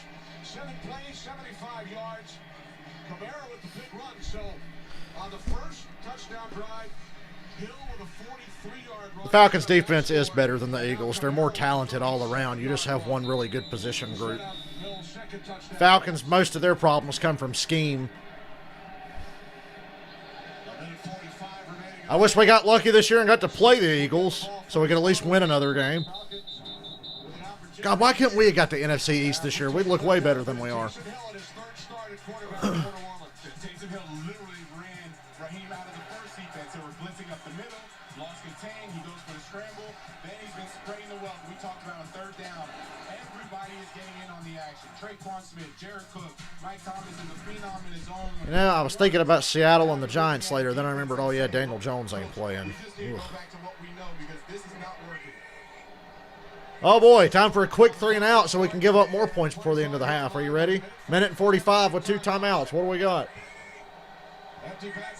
Matt Ryan don't want this ball to be snapped. Incomplete. Edo Smith fell down. Save your timeouts, New Orleans. You'll get the ball back. Play action finds his favorite target, Adam Thielen, for this 3-yard score. Extra point, no good. Vikings down by 3. The Falcons are like 17th in scoring. Pretty sure in passing they're pretty fucking low. They're like 11th against the run, 17th in scoring, but their passing yards are fucking through the roof. This is the worst fucking offense I've ever seen from a scheme perspective. Yeah, it's 3rd and 1. First down marker, a gain of 8. I'm watching the secondary for the Saints. They're anticipating the routes. They're jumping the routes. And you see Matt Ryan pumping and holding on to the ball for too long. So that tells me the game plan has to be different. The routes have to be different. Or you have to change up the tempo offensively. So I think the Falcons are like 11th against the run, 17th in scoring, but near the bottom in passing yards. The scoring thing turning around helped them win a few fucking games. Because they were giving up like 30 points a fucking game at the start of the year. For the Verizon halftime show, and we'll also find out if Baker Mayfield and the Browns were ready for their big matchup against the Titans. That and the rest of Week 13 so far. We come back with a Verizon halftime show. But scheme is the primary problem in Atlanta. I don't know what the Eagles are. I know they're good getting to the quarterback. I don't know what their yardage numbers are.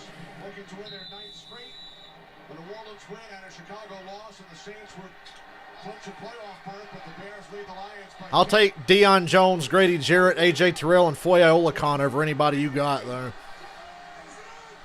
It's just a shame we don't have a really dominant position group. All our talent's spread out across the fucking defense, so really all the groups suffer. 3rd and 1. Good God. Flags came flying everywhere. Julio made a catch for a 1st down. Slow to get up. Okay, he's up now. It was raining flags. I'll check at halftime. You got a computer. You check. I'm watching football. But I'll check at half. Oh, that's right. Correction. That penalties declined. The play results in a 1st down. So it was holding on the Saints because Calvin Ridley got pulled down. Julio made a catch for a 1st. And now he's stretching out on the sideline. He's still got his helmet on and he's jogging. God damn it, Julio. Why are you so big and muscly? You always get beat up.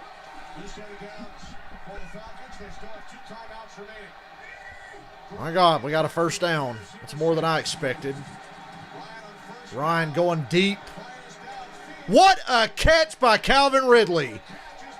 Woo! Mossed him. That was Marshawn Lattimore, too. My Lord. Look at Calvin Ridley snatch this shit. Lattimore's all over him.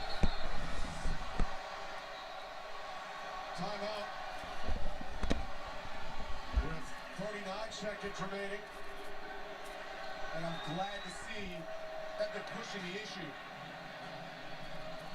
The Falcons offense needs to continue pushing the issue. Those are fade routes that... It's a booth review. He caught that, though.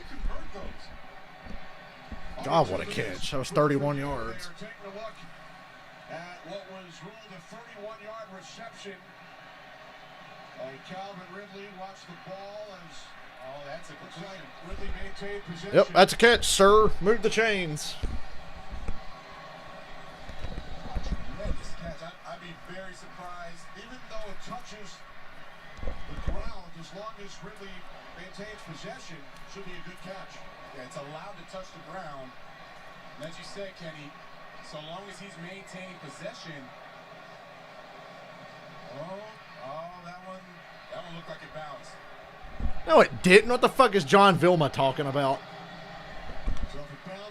Well, they're just going to analyze this and replay it till they make it look like he didn't catch it, even though he caught it. Well, I'll tell you, it's one of those where you look at it now and say, hey, that ball does bounce when it hits the ground.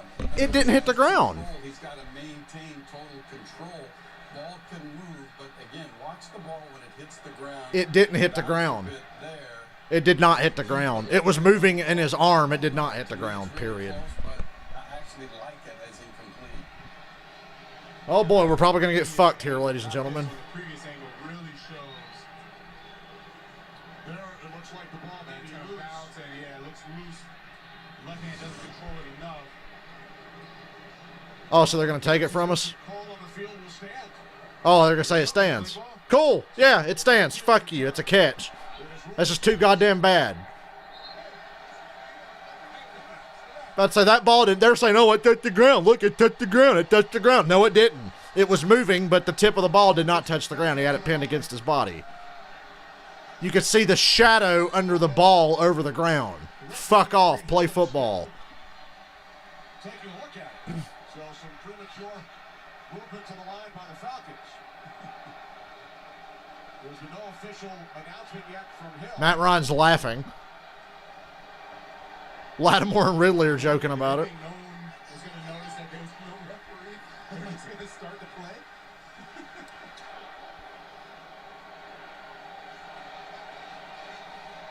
After review, the ruling on the field stands. It stands. Thank you very much. Start on my ready for play signal. I guess the Falcons were correct.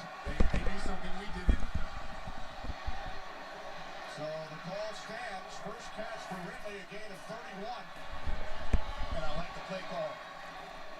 Keep going to the outside. Your best players are on the outside. Calvin Ridley, Julio Jones is back in the game. They have him in his slot. And you continue to put pressure on the secondary that way. That's going to get the front four tired. And then you can find yourself being in. Todd Gurley back in the game. I bet this ain't a run. As Mike said, it did look like the ball bounced. And Ridley That ball did not bounce. Shut the fuck up. Calvin Ridley just got yanked down. Yeah, thank you. Flag. Marshawn Lattimore tackled Calvin Ridley. Working his ass out now.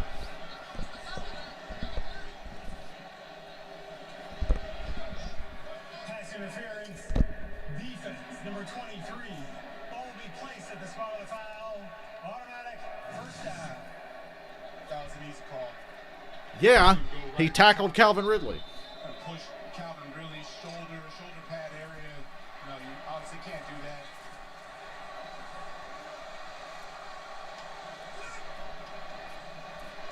First and 10 for the Falcons from the Saints 25. 30 seconds on the clock. And they are 2 timeouts. Looking to reach the end zone for the first time today. As Ryan And Matt Ryan goes down back at the 35. Nice. 5-yard line. David Onyemata with his Patting the ball again. second of the season. Now the Falcons I won't say he held on to the ball too damn long, but it was close. Self-control, but every time he's going to pat the football. When he pats the football, they are getting the pressure. Daniel Onyemata, one-on-one. Nobody was open. David Onyemata, one-on-one, and that is, you can't do it. If you're Matt Ryan, you can't do it. Throw the Matt Ryan's pissing me off with his fucking hesitation. back foot and gets the ball out. Like, that's really pissing me off. Bad things happen. first sack for the Saints today. As Shannon mentioned earlier, in Ryan's last 2 starts against New Orleans, he has been sacked 17 times, including 8 New Orleans sacks of Ryan 2 weeks ago. And it's going to continue to get worse if they're having Matt Ryan sit here and try to read and play off these route combinations. That's why the fade routes are so easy. It's a one-on-one, simple throw, make it a good ball. Second down and 19, Atlanta with 1 timeout remaining. Ryan throws. Back in field goal range. Makes the catch. Got to use that last timeout as 3rd down. 5-yard line. We're across the Saints 25. Final timeout taken by the Falcons. Down to 20 seconds on the clock. It will be 3rd down and 10. Raheem Morris, the interim head coach. Falcons have won 4 of his first 6. Former head coach of the Tampa Bay Bucks. It's the longest end of a first half I've ever fucking seen. This is what makes football games last so long. The last 2 minutes of either half. You throw it near the back of the pylons, the back end zone, where it's either a touchdown or incomplete. You can get good 2 plays. Let's not get greedy here. Let's just be thankful we might only be down by 5 at the end of this half.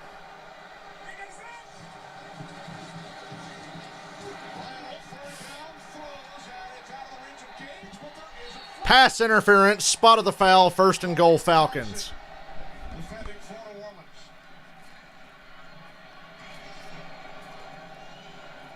Pass interference. Defense, number 22. Ball will be placed at the spot of the foul. Automatic first out.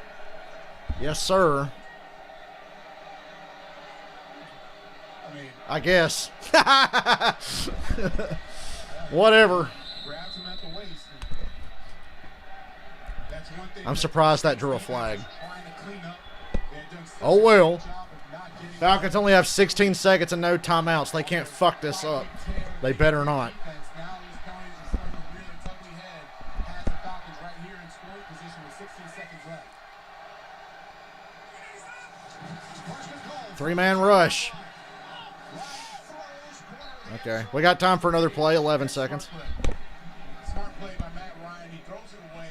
No one was open on the first read. He throws it away. 11 seconds. Can get another shot into the end zone. And I like how they're trying to get Julio Jones in different spots. He's been on the outside by himself on corners.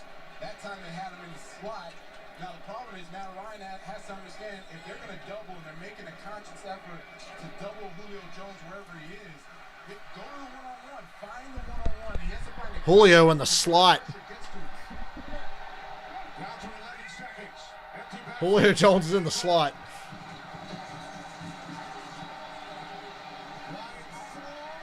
Incomplete. Got to kick the field goal. Only 5 seconds to go. Down to 5 seconds. Just kick the field goal. Raheem's taking no chances. Kick the field goal now, take the points. Someone ran the wrong route.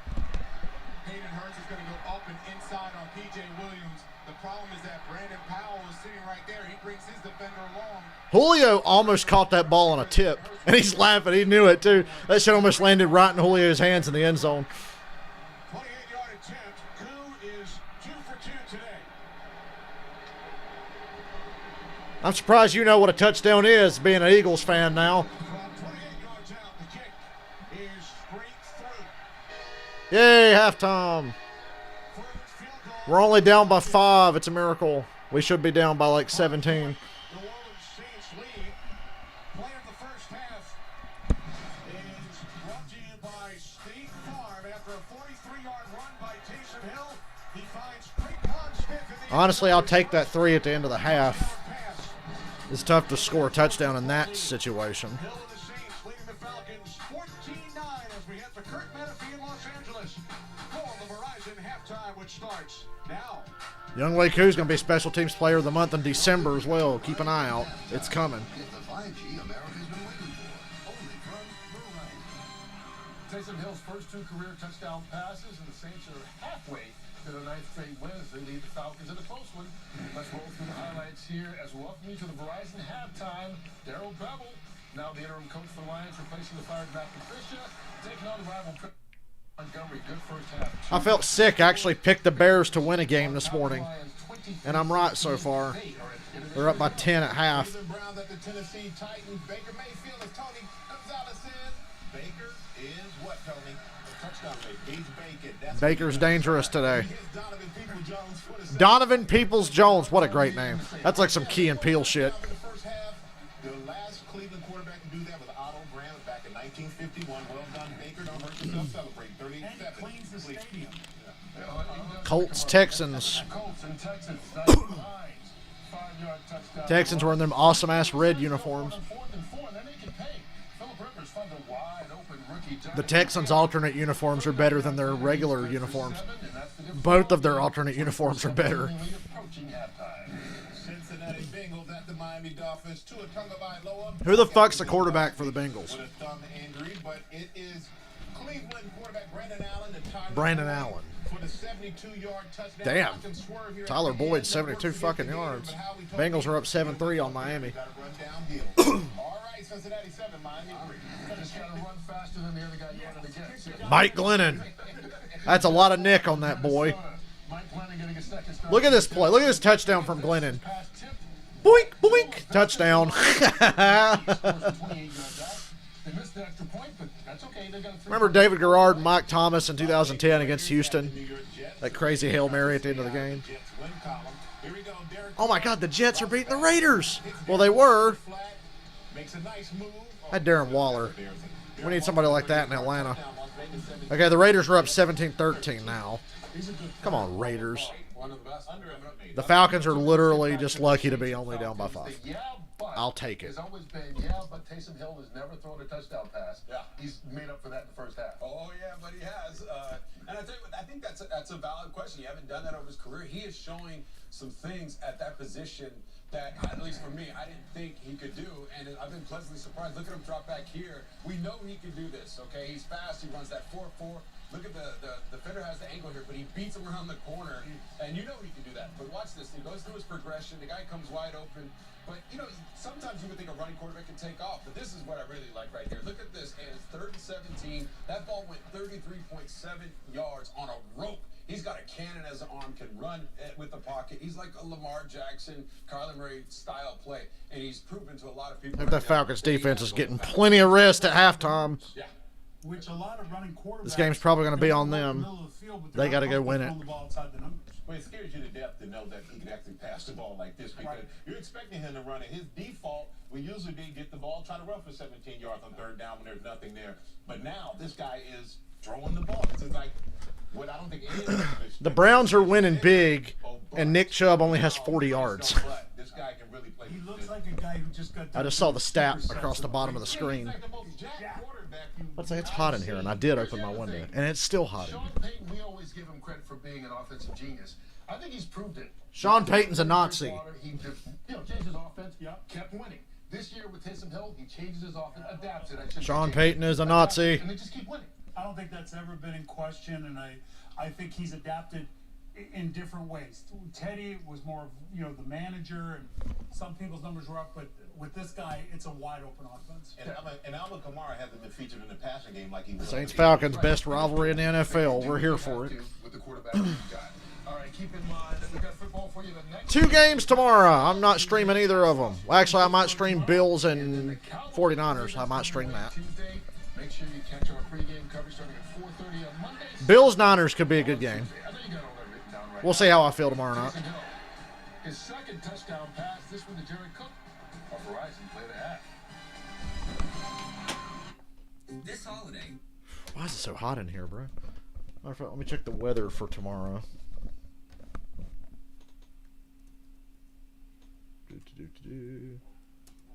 For my general, I don't live in Rutherfordton. I live in the next town over, but most of where I work is there. Let me see the hourly forecast so I know when the hell I'm getting out of bed tomorrow.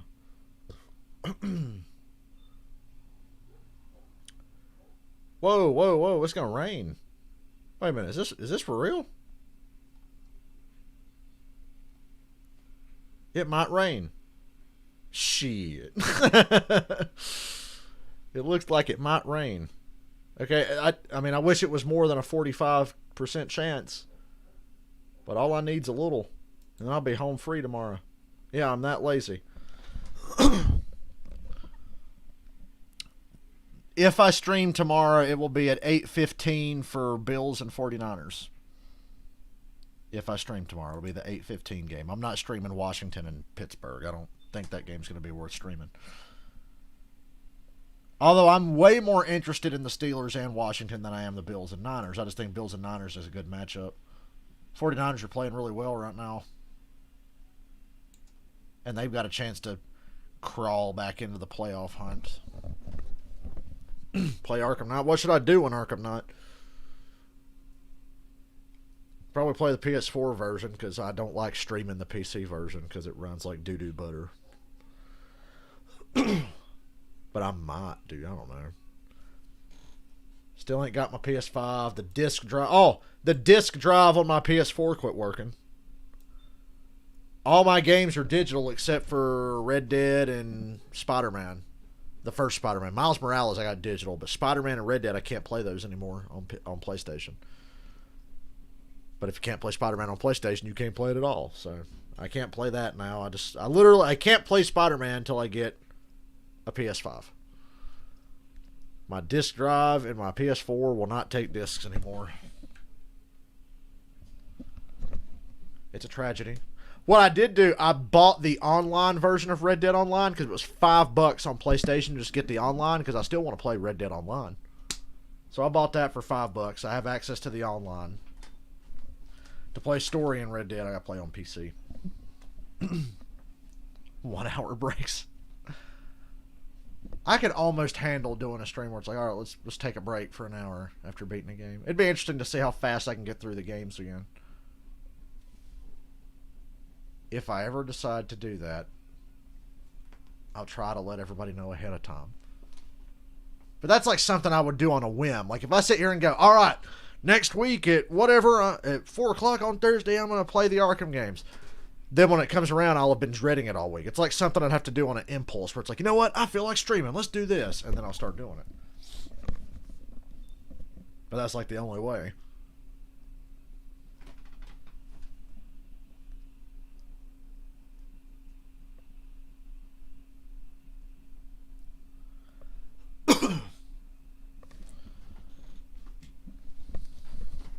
I'd love to get PS5.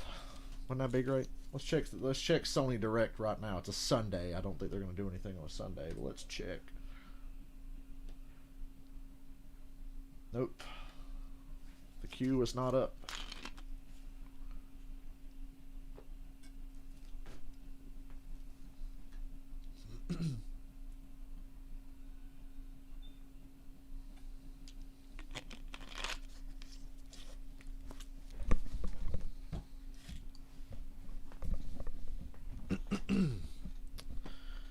What a day.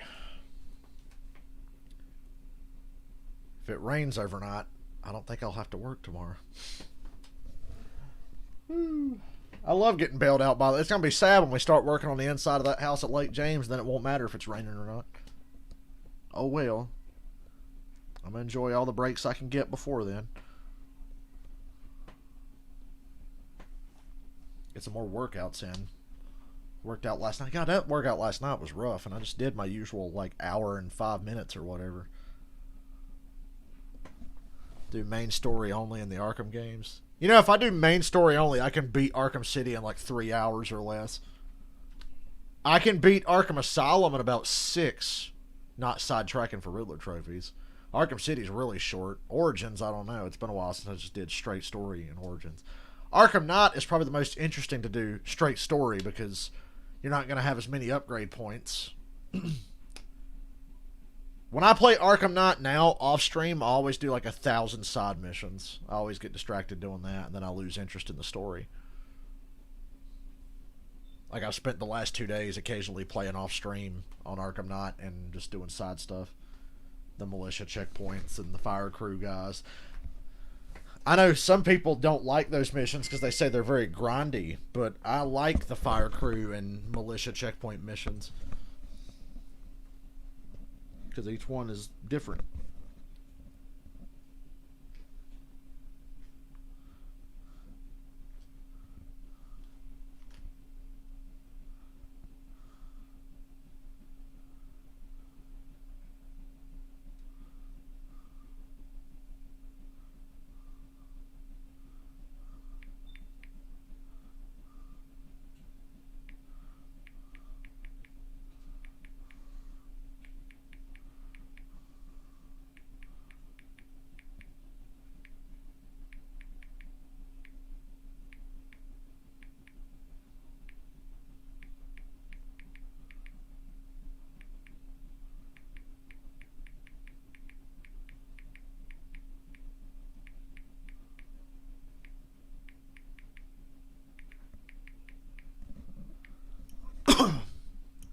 Ever tell you how much I hate the Saints?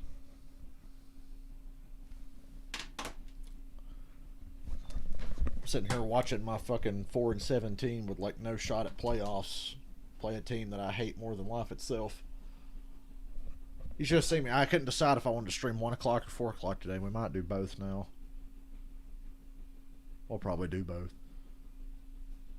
Packers, Eagles, because it'll be easy. Because I don't think I'll be able to watch Rams, Cardinals on anything but my computer, and I need my computer to stream. Dude, I do need to get Rocket League. Rocket League looks like fun, but I've never bought it, and I don't think I... It was free on PlayStation Plus a long time ago, but I think I fucked up and didn't claim it or something. I was considering getting a used copy of Madden so I don't have to pay EA any money. I'll buy their fucking game used. Thought about that. When I get my PS5, I might do that. Get a used copy of Madden. Just to have something to play on a PS5, if I ever get one. You know, 4 years from now, we're all finally able to get one.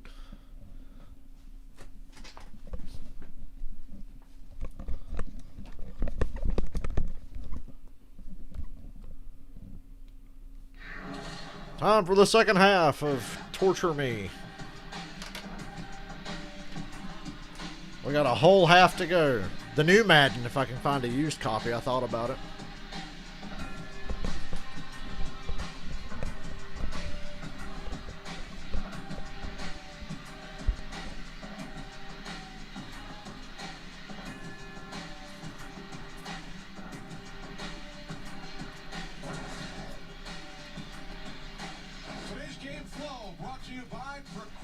Saints get the ball here to start the second half. That's why it was very important for the Falcons to do something at the end of the half, which is why I'm content only being down by 5. Saints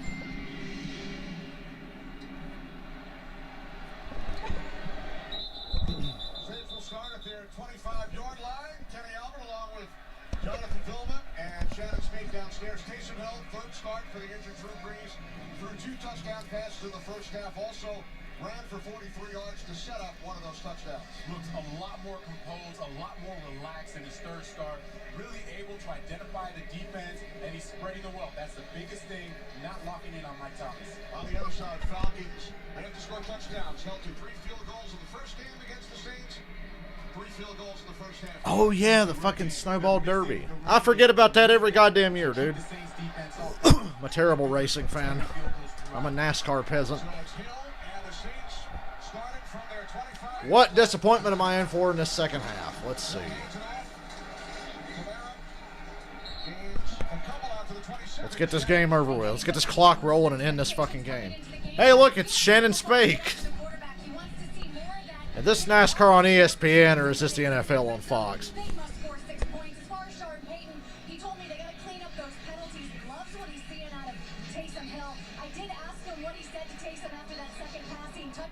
He said he looked at Hill and he said, "Hey, was that your first passing touchdown?" And Hill said, "No, that was my second." And Sean Payton said, "I must have missed that first one." This does Shannon. Referred to the penalties. Saints committed 7. Well, he wasn't wide open. Thomas gets a first down. At least he was covered. Can't be mad about that. He just made a nice catch.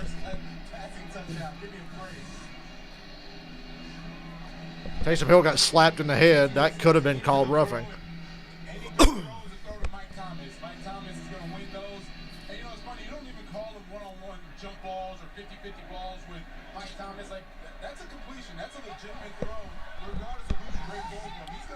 Yeah, I'll probably do Packers Eagles after this, so I can hear Tony Romo.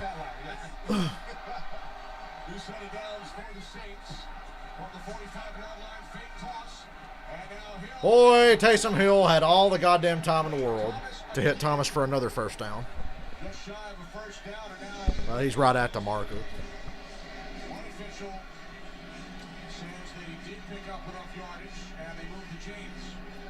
Okay, they say first down.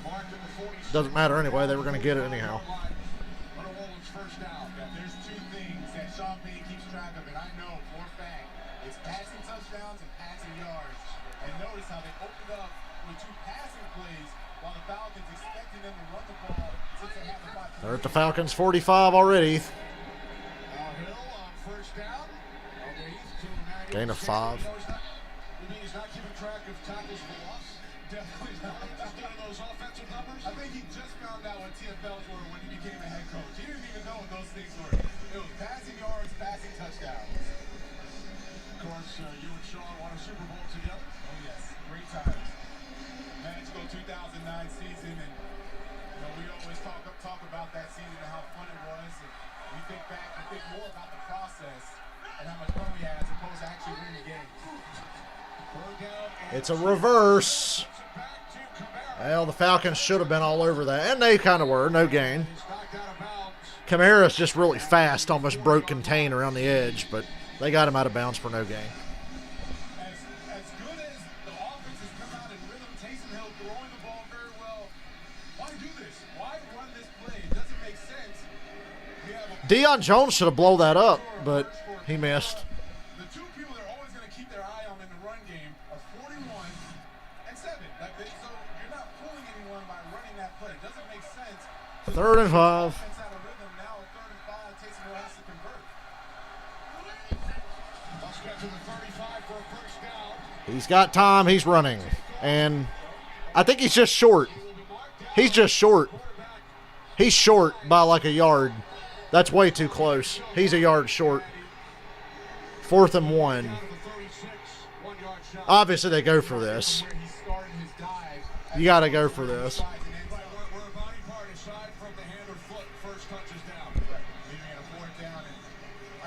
You make them make the decision, and maybe, if you're lucky, you stuff them. If you're lucky. You can run the ball at will with Taysom Hill, Latavius Murray, Alvin Kamara, so we don't need the trick plays. You're at 5 points. Atlanta Stephen Means is shaken up. Now watch where a body part first hits aside from the... Oh, yeah, he's a half a yard short at least. He was short. Yeah, good call by the refs. Good catch by the referees. Taysom sees nobody. Alvin Kamara falls down and starts scrambling. That's a good spot.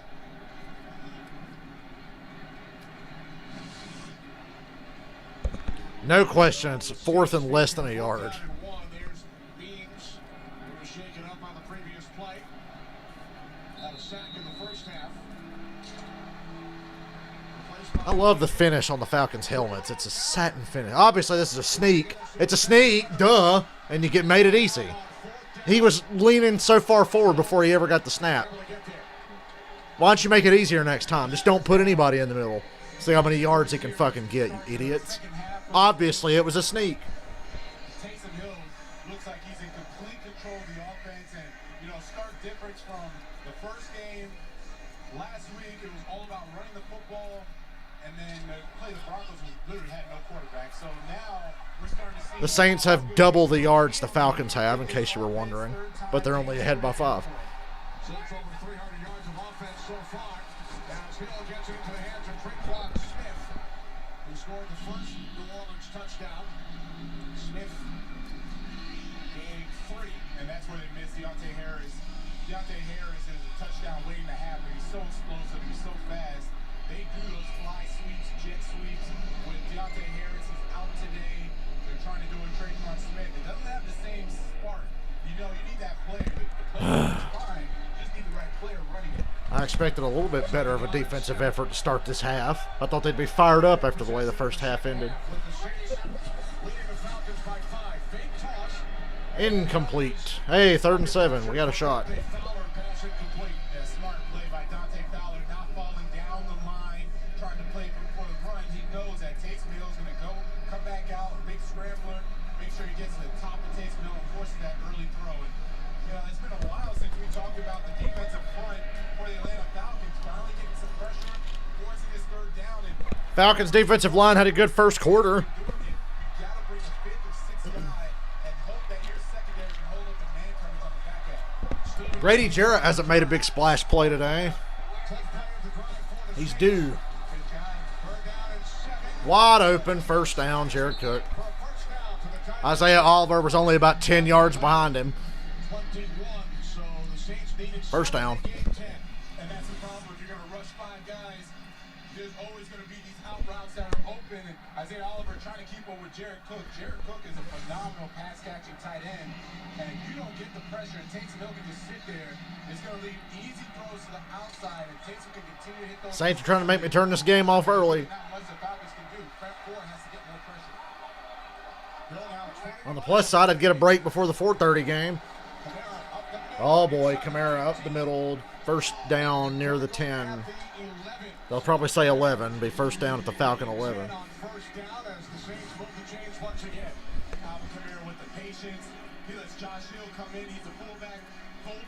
We have just as much talent on offense as they have, and look how easy it is for them to move the fucking ball.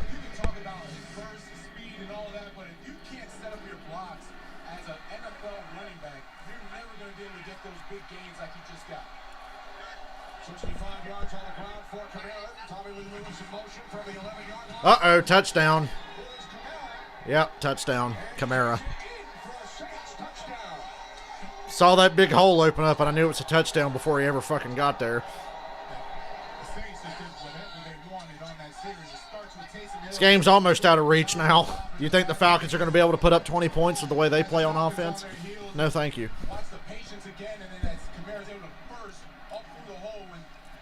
This drive was too easy again. It's like no contact on anybody whatsoever. Whoever has the ball in their hands, there's not a black shirt anywhere near them. With a guy as talented as Kamara, that was like practice, to be quite honest. Yeah, John Vilma just said it. That looked like practice. Every big play the Saints have gotten today has looked like that. Nobody around. I expect more effort and more passion, frankly, and intensity. No effort, no passion from the Falcons whatsoever. John Vilma's right. We're waiting for official confirmation. Looks like he crossed before. It did appear as if the ball crossed the plane, and the touchdown has been confirmed. So Kamara with his 13th touchdown this season. Only Tyreek Hill and Dalvin Cook have more.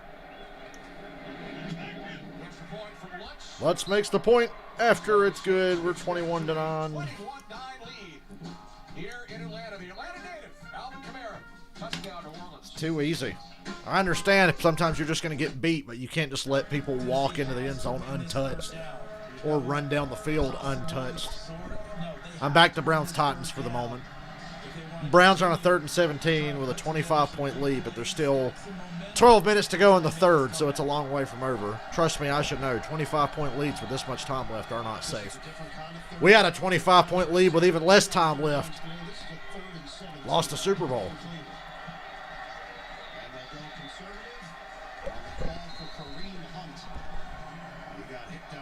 This is the year of the blown lead as well. No lead is safe. Real punt for the first time this afternoon. Oh, Jamie Gillen has been stretching. You're talking about the Scottish Hammer? The Scottish Hammer. Who I don't believe we'll see the fake that we saw on opening day against Baltimore with him running it. I think he will punt it. But right That's bold to assume they'll just punt it here. It's only 4th and 13 from their own 25. what you're looking for if you're trying to mount this big comeback. Gets rid of it. This one hit through the air. Does take a bit of a Cleveland roll, but not with Gillen. The Dolphins have come to their senses. They're up on the Bengals now, but only by 6. Tennessee gets the football back. Trying to It would not surprise me at all to see Tennessee come back from 25 down here and make a game of this in Cleveland. It would not surprise me at all. Tennessee's real good about, oh, we got punched in the mouth, well, watch this, and they come back at you even harder. Okay, I got to convince myself to not check the weather again till tonight, so I know what we're doing or possibly doing tomorrow.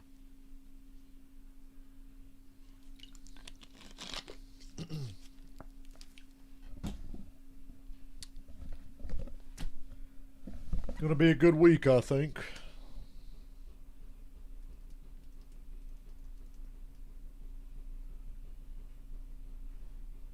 It's gonna be a good week. Make some more money. That's what I'm all about.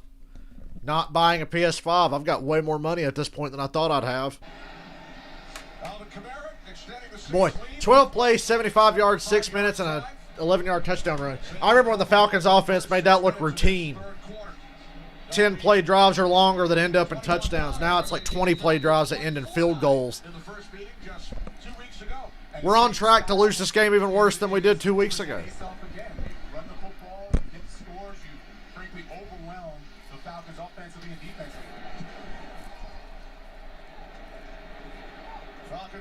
Let's face it, the Falcons are just not very good.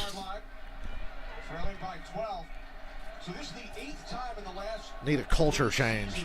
Around the league that teams have met twice in 3 weeks. 5 of the previous 7 split the 2 meetings.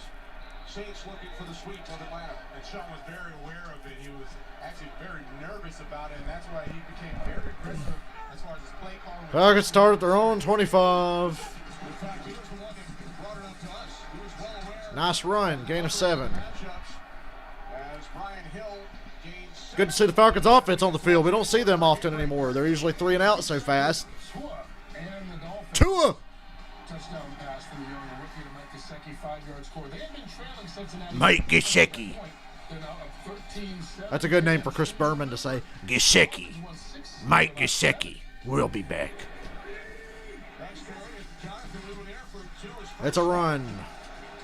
And it's a first down Atlanta. Gain of 6. Nice job. Back-to-back runs, and we're moving. More of that. 2 a time, 300 yards passing instead. We found out that the Dolphins have a tremendous defense. They have a tremendous special teams, and they're able to ride those. Keep our fucking defense on the sideline for a little while. Those dudes just came out flat to start this half. I just don't understand. Aren't you tired of getting humiliated on an almost weekly basis? Last week was too much fun. Last week was too easy. Woo, Calvin Ridley. First down to the New Orleans 45.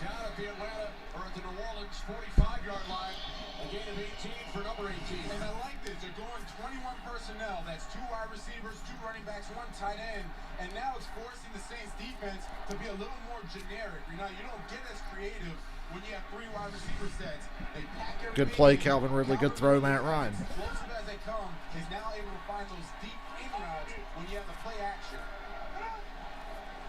Smith in the backfield. Ridley shifts to the left slot. First and 10, 45-yard line. Gain of 1. Gains a yard to the New Orleans 44. The Saints defense has gone 13 straight quarters, Jonathan, without allowing a touchdown. That's the longest streak in Saints franchise history. It's been 39 straight possessions. You know, if we were to somehow win this game, it'd feel better than winning the Super Bowl.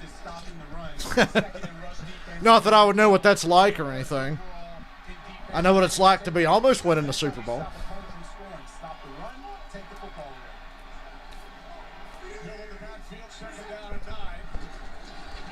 Good protection. Ridley dropped it. What a surprise. 3rd and 9. Which Marcus Williams definitely impacted that play. Ridley should have made this catch.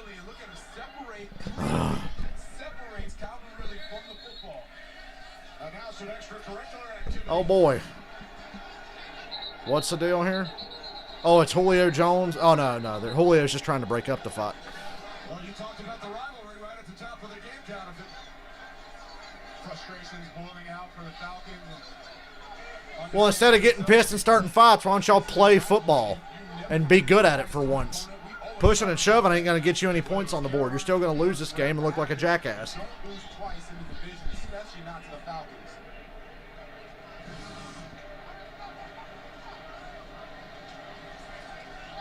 Davis in the ear of Calvin Ridley, and then Malcolm Jenkins comes over.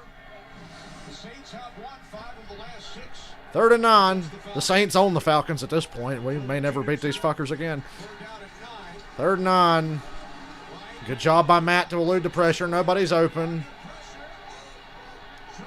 And has to throw it away. 4th down. And he throws it away I'm about to turn this shit off. There's no point in continuing to watch. They're not gonna get any more points. At best, they'll kick a field goal or two. Defense can't stop anybody now. Offense can't get in the fucking end zone. There's literally no point to continue watching this game. Effort plays, never quits on the down. Almost got Good job, Matt Ryan, to not take the sack, though. Gets some pressure right there instead. And look again. We have the Falcons punting. The run game. What a surprise. Falcons punting again, huh? It's going to be a long second half. And they can't. It's fucking humiliating to be that talented and you're getting shut down by the Saints.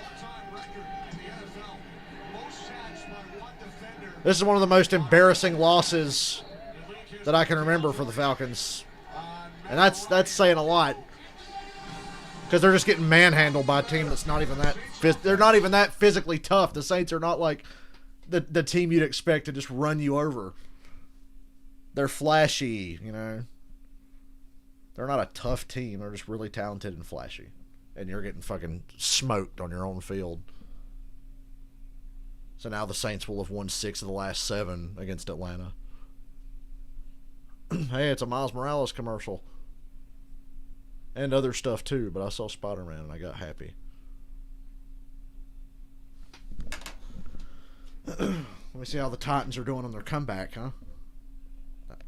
Never mind, they're in fucking commercial. It's amazing how they always end up in commercial at the exact same time.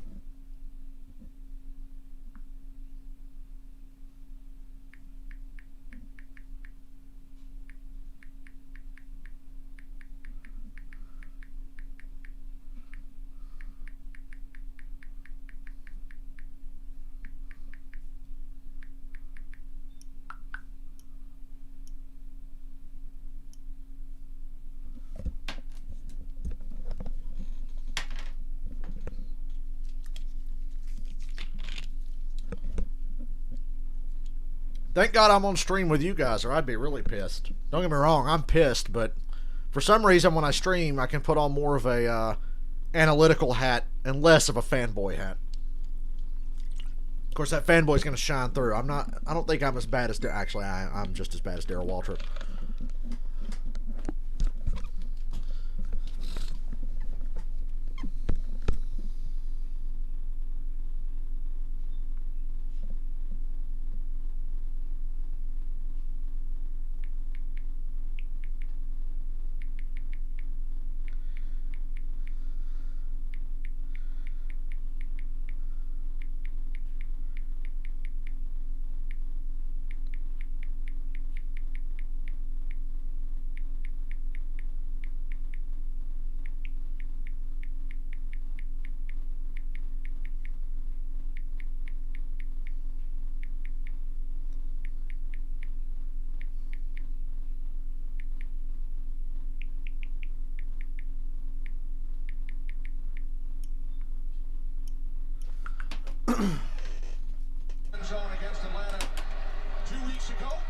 Put us away so I can watch a different game.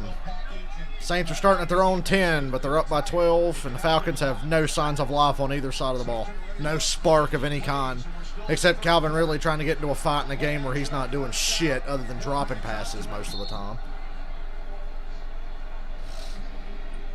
Alvin Kamara with 76 yards on the ground, a couple of catches as well.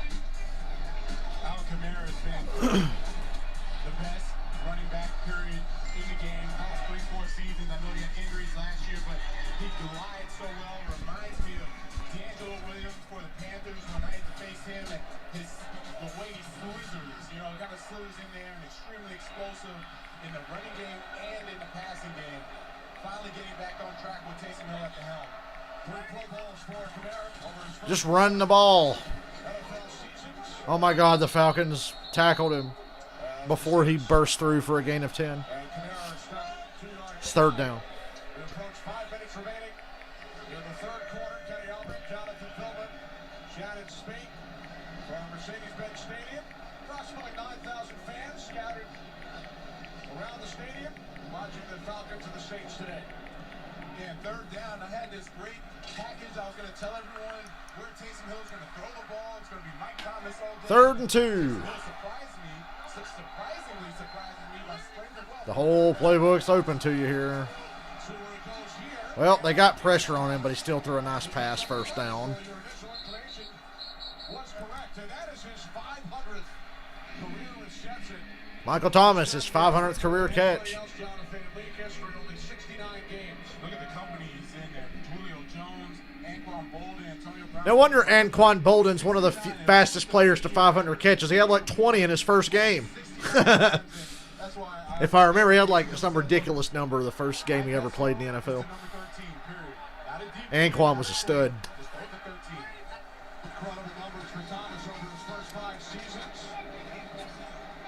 We'll hang around until early in the fourth quarter, then I'll probably get off here. I'll see what the Browns and Titans situation is. Tell you what, the Vikings and the Jaguars are in a shootout, bro. Not a shootout, but it's a close game. It's 20-16 in the third. Oh, 19-16. Must have missed the extra point. Justin Jefferson is a beast, man. Wide open. Michael Thomas, gain of 20. At least 20. One more touchdown and we out of here. Actually, one more Saints touchdown and another failed Falcons possession and I'm out of here. I tried to stream and have a good time today. This team's quit. They know they're fucked. They quit. I see a lot of quit in those faces and those black jerseys. Those amazing throwback black jerseys. Look at the time of possession, though. The Saints have had the ball for close to 30 minutes. We've not even had it 15.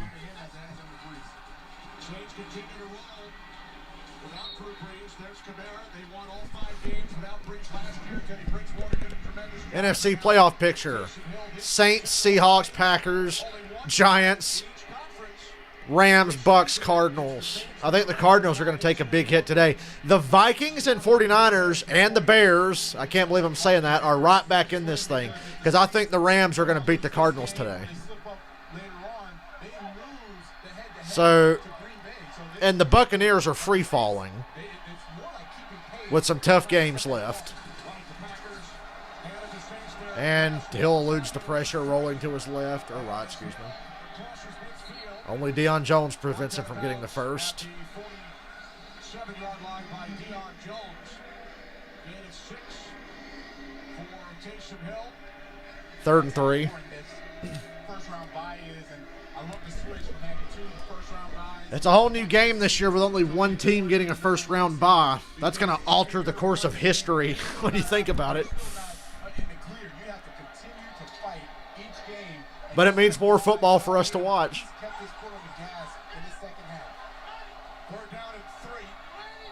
Third and 3. Taysom Hill keeps it stuffed. No gain. It's 4th down. If I'm the Saints, I'd probably go for this.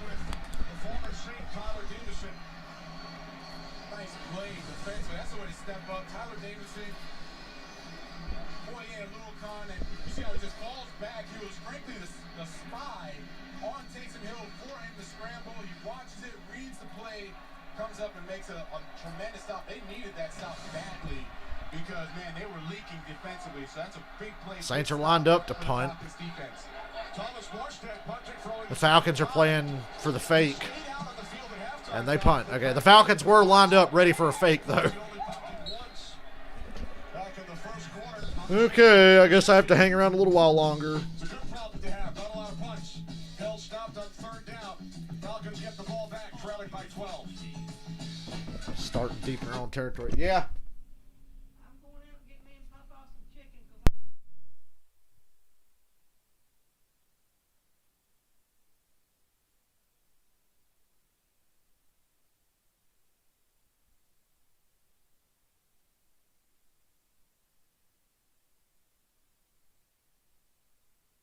Man, I was just about to call me some Louis, but they're closed on Sundays. God damn it.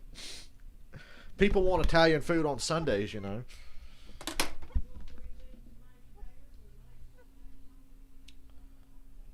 That's straight trash, man.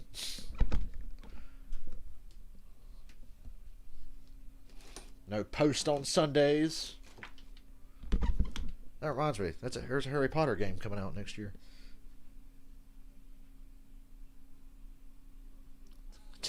Dude. Come on, man. I can't buy everybody else stuff. I gotta buy me stuff. It's only $10. They can't buy you a $10 game for like Christmas? What game is it? I just now saw that comment, Andres. I've been caught up in bitching about the Falcons. So I'm a little behind on my comments.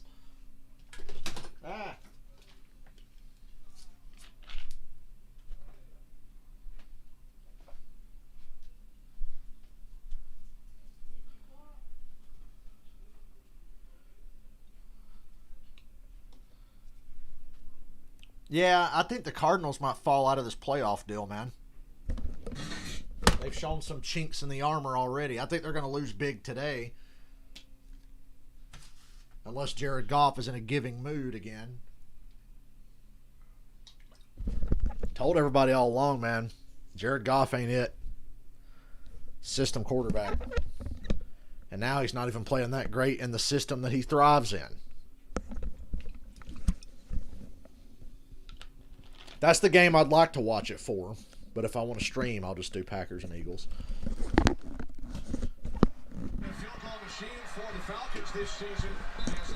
All right, down by 12, starting at our own 12.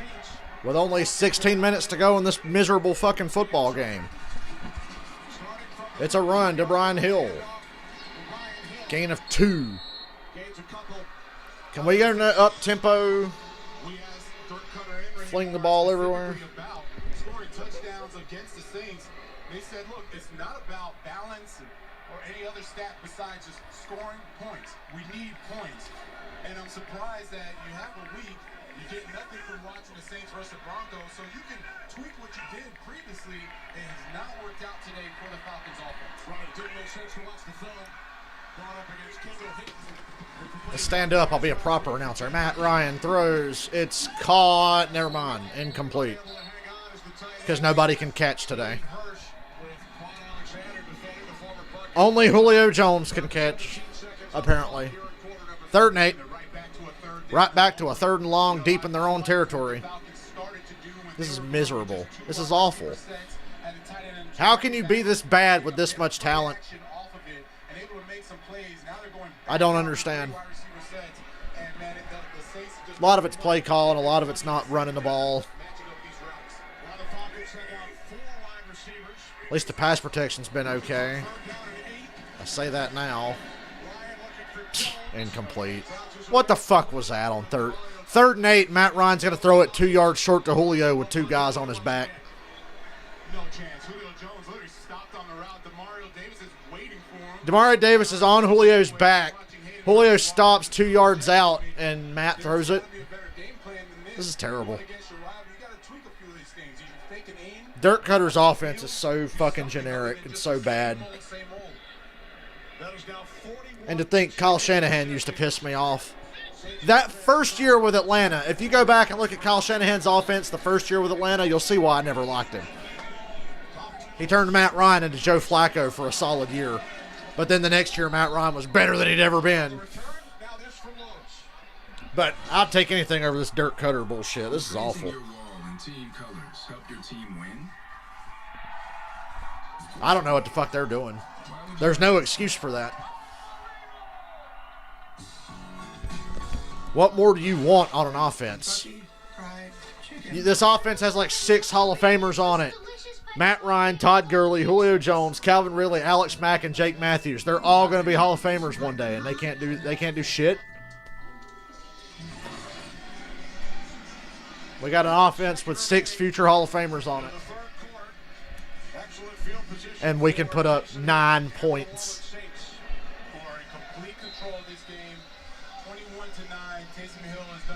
And it's not even that our defense is that bad. Our defense ain't great, but they've improved so much. If the offense was just halfway decent, it makes no fucking sense whatsoever.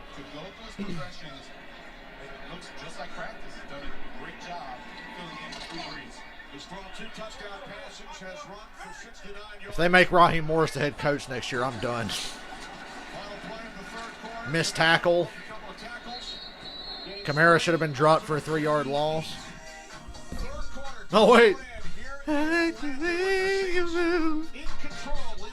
Yeah, that'll get me fucking copyright claimed or striked or whatever you want to call it.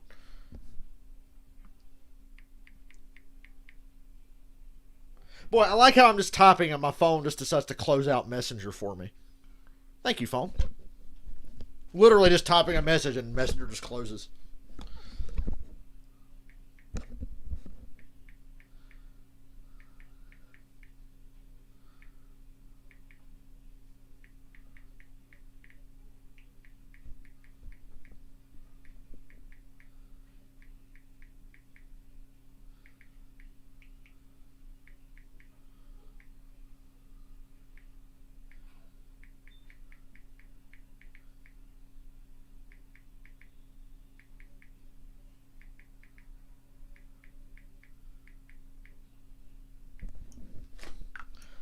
Man, y'all hear my reaction earlier when I checked the weather for tomorrow and I saw that suddenly there's rain in the forecast overnight?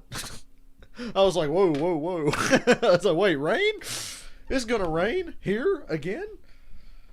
Man. My back hurts just standing. I'm standing up, stretching my legs out because I'm tired of sitting down. This game's about over. What time is it? We'll hang around till... Well, I'm hoping the Saints will just score on this possession, then I'll get the fuck off here and take a break and be back at 4:30. Need a little bit of a break. Ooh, I got to check on the Browns and Titans and see if the Titans are mounting any comebacks. 20-point lead for the Browns, with still the fourth quarter to come. It's not over. And Derrick Henry just broke a huge run to the outside there, first down. They're in scoring range again. The Titans are not out of this. They are not out of this. Mark me words. Ogunjobi can't execute it in the backfield. And again, going low. Probably the best way to try and get to Derrick Henry. And try and get him off his feet. The Raiders are in control of the Jets. There is normalcy in the NFL.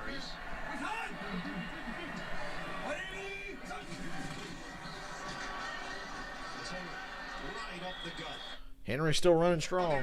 All right, back to Saints-Falcons for a little bit longer. The Saints have double the time of possession and nearly double the yards.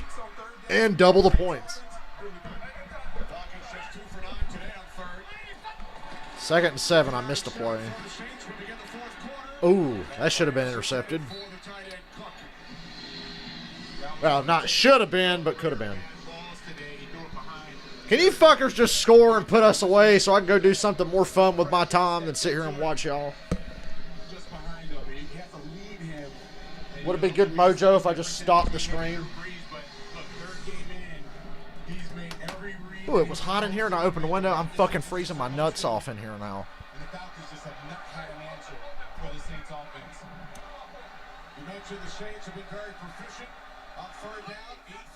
Third and 7. That damn sure should have been intercepted. 4th down. The Saints are punting. Okay. A.J. Terrell's slow to get up. I think he's okay. Earth to Atlanta offense. Earth to Dirt Cutter. Your defense just got you back in this. Well, you've got to get you back in this, but your defense gives you another chance. Come on. Do something. Back-to-back 3-and-outs. Why did we burn a timeout there? Were there 12 men on the field? On fucking punt coverage? Yeah, they only had 12 men on the punt. They didn't get called because Raheem Morris called timeout. Okay, that's good when you're down by 2 scores in the 4th quarter. You want to start wasting timeouts because of your stupidity. At the age of 32, told us I thought I had every answer in the world back then. He admittedly said, you couldn't tell me nothing. But he's learned from that experience. I like Raheem Morris. I don't want him to be my team's head coach, though. I don't want any hint from the Dan Quinn era left on that coaching staff. I don't want any part of it. Nuke it. There's too much talent from the Dan Quinn era to give up all of it, but that coaching staff, everybody's got to go, I think. All right, I'll see you around 4:30 then. We'll be here. With Tony Romo and Jim Nance. Oh, here we go, Jim. Oh, Jim. My John Gruden impression's way better. And my Chris Berman.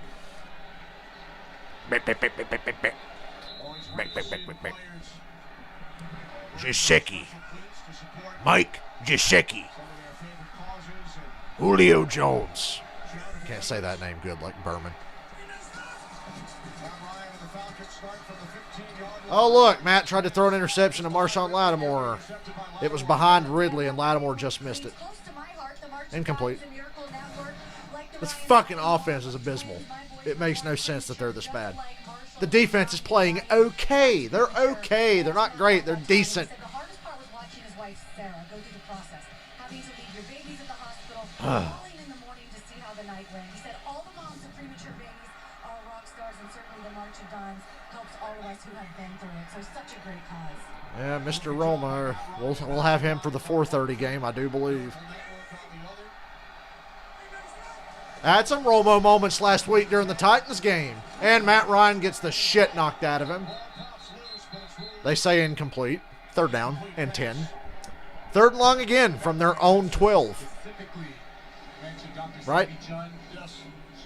Oh, our own 15. Oh, wow. We made it to our 15 this time, guys. He said he doesn't know where he would be without Dr. Sandy John. She was amazing. His 3-year-old twin boys doing great. Marshall and Johnny watching at home today with Bob Sarah.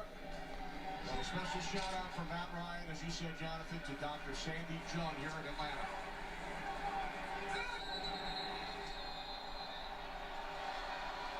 Challenge flag has been thrown. So Sean Payton thinks that's a fumble. I think there's a chance that it is. I don't know. The ball came forward with enough momentum, but if you I'd like to see a replay.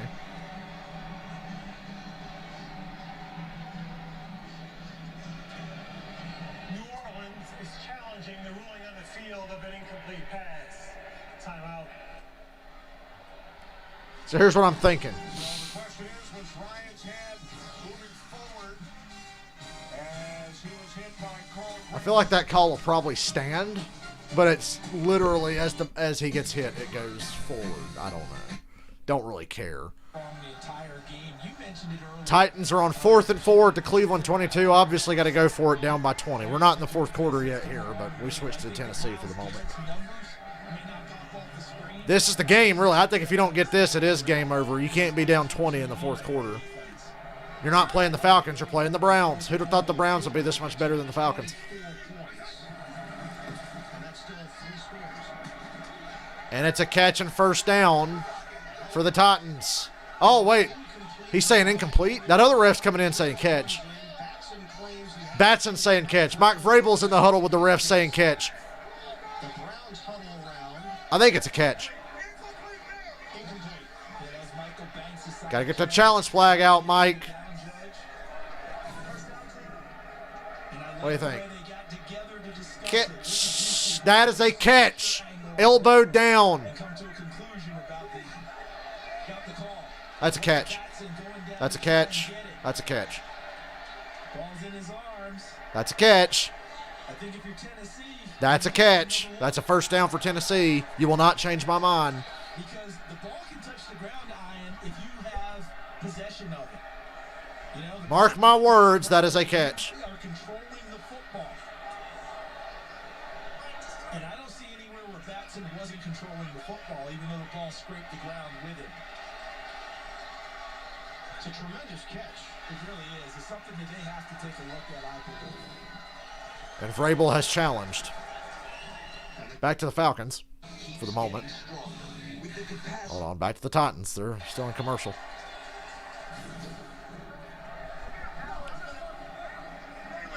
So Batson extends.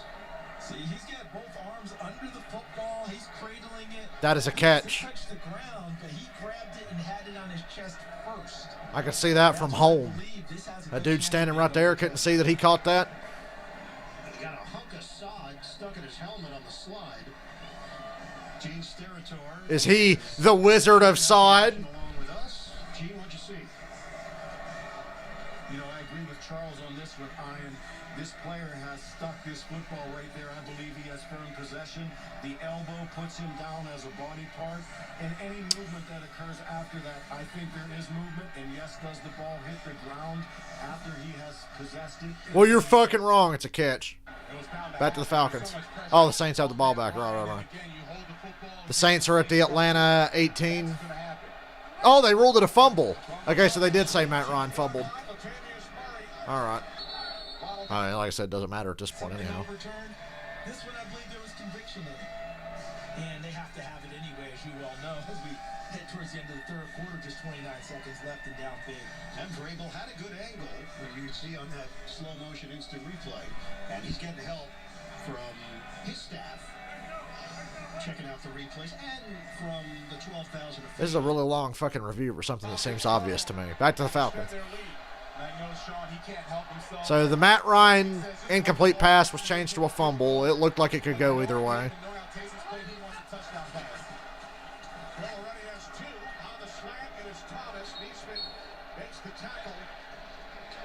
Come on, Tennessee. What's the deal? This is a very big play for them right now, as we know. Yeah, no doubt. Good point. Crucial time here for Tennessee, just trying to stay alive and apply the pressure.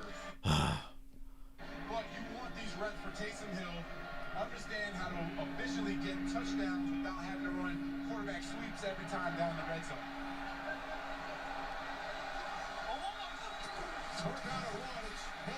I don't think he got it. It's 4th and inches for the Saints.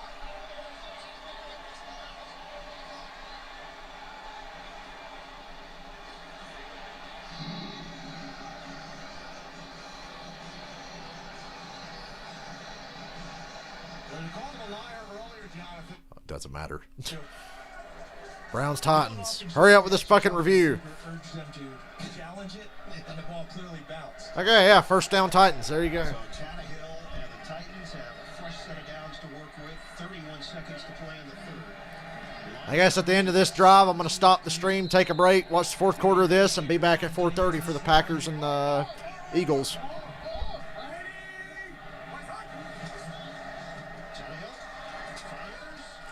Oh, intercepted off a tip. That's the break the Browns needed to finish this game off. And the Browns have it. Damn. Adam Humphries. Tannehill threw a fucking rocket to Humphries. Hit him right in the face. Hit him in the face. Ends up in the hands of a defender, and that's that. Let's watch this last Saints tie. Okay, it's 4th and inches, and the Saints are going for it. If the Falcons stuff them here and still don't do anything on offense after this, that's hysterical. That would be hysterical at this point. It's like your defense is like trying to give you every chance to crawl back in this, and you can't do it.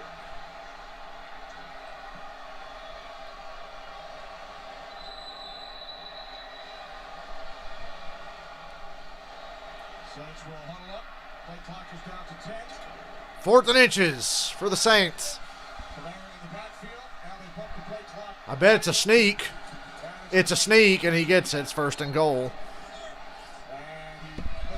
Saints inching closer and closer to clinching this deal. And a playoff berth. Well, actually, the Bears are winning, but we all know the Saints are going to be in the playoffs. They've got this division on lockdown. They've already beat Tampa twice. They beat Atlanta twice. They beat Carolina once.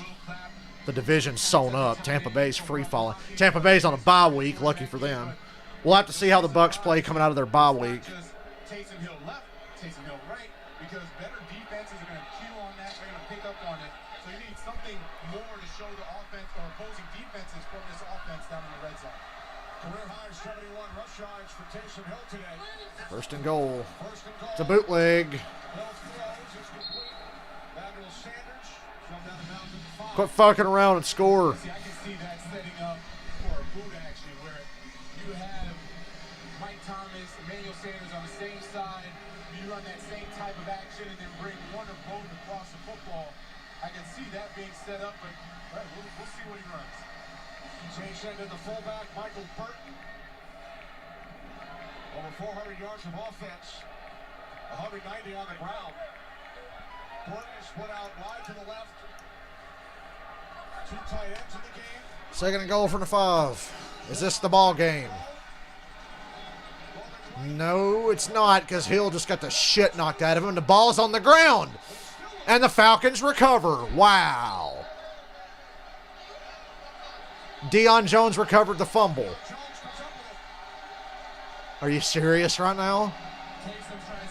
Earth to Falcons offense. Dirk Cutter, Matt Ryan, all of you. That's a fumble. Oh, now they're going to don't move forward. Well, if they rolled the Matt Ryan with a fumble, that has to stay a fumble. Here we go. Falcons defense is overachieving again, trying to give them a chance. Saints are being really aggressive. They were trying to put them away there. They were spreading them out, looking to throw it everywhere. Ran a bootleg 2 plays in a row. It's just that time Hill held onto the ball too long, got the shit knocked out of him. Should have hit him harder. At least I'd feel better about how today is gone. Make him go play next week with a colorblind quarterback instead of Taysom Hill. Whoops. What am I doing?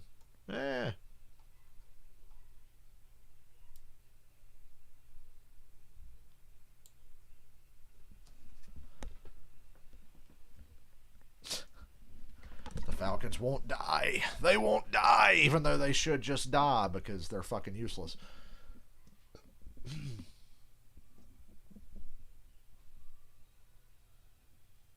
They are fucking useless.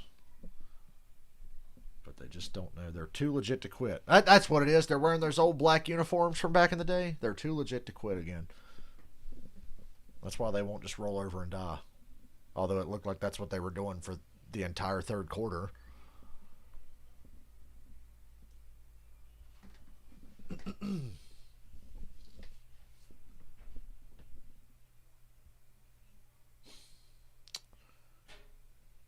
You know, it's funny. I didn't have to work any this weekend, but I made money for going to my grandma's house Friday and programming a couple of TVs and moving some shit around. Hey. And I got out of being in the van with Tweedledee and Tweedle fucking Dumb. So it was a productive day Friday. Hopefully it'll rain like fuck tonight. Huh? I gotta call my dad and be like, hey, it's gonna rain tonight. Are we doing inside work tomorrow? I need to know how optimistic I can be tonight before I go to bed. Or if I decide to go to bed. I'm going to call him after this game while I'm taking a break between streams.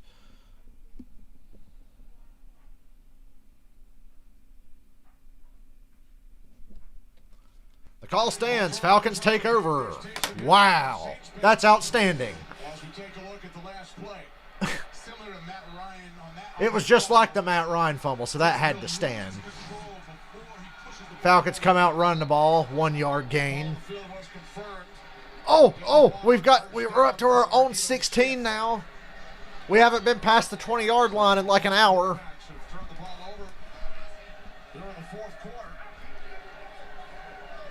Remember when I said Taysom Hill's not that special? I told you. 2nd and 9. And Hayden Hurst drops an easy fucking catch. Flag down. Okay, they're saying Julio Jones got interfered with, so that's cool. 1st down. Holding on defense. 1st down Atlanta. Hey! All it's going to take is 1 touchdown, and the momentum will shift. Look at the Bears, much like the Packers, love to beat up on inferior opponents. I never thought I'd say this, but Trubisky's better than Nick Foles. I'm sorry. Trubisky's garbage, but he's better than Foles. Foles is one-dimensional. Hey, Russell Gage made that catch. Up to the 45. It was a little behind him, but he reeled it in and made a nice play. Oh, boy. Don't do this to me. You should have been dead 10 minutes ago, Falcons. What are you doing? Look at that catch. The Falcons are up to the 45. Matt Ryan taking a shot. Russell Gage again. To the Saints 40. Oh no. These bastards are trying to get my hopes up so they can crush me all over again. I've been crushed for the last hour. Now they want to try at the very end and piss me off even more. Falcons are at the Saints 40. Matt Ryan with confidence. Gain of 9.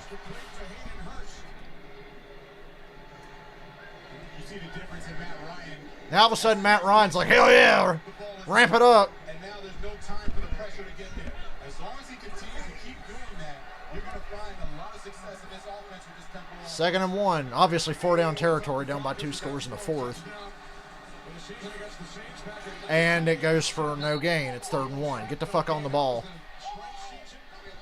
Both teams played 15 games, including 3 with replacement players, but that's how long it's been since the Falcons have. Yeah, here comes the fucking superhero effort when it's too damn late and you fucked around all day.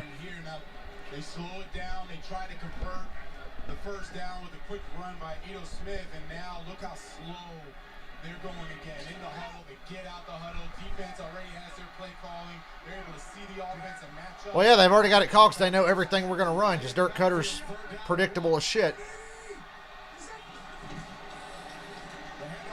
It's a 1st down. Todd Gurley.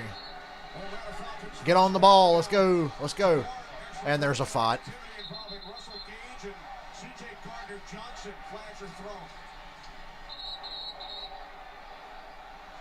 I think it's going to be on New Orleans. Don't tell me the Saints are having a meltdown here. Don't tell me. Because if my guys win this game, you'll never hear the end of it from me. I don't know if Russell Gage retaliated after that, so we'll see what the call is.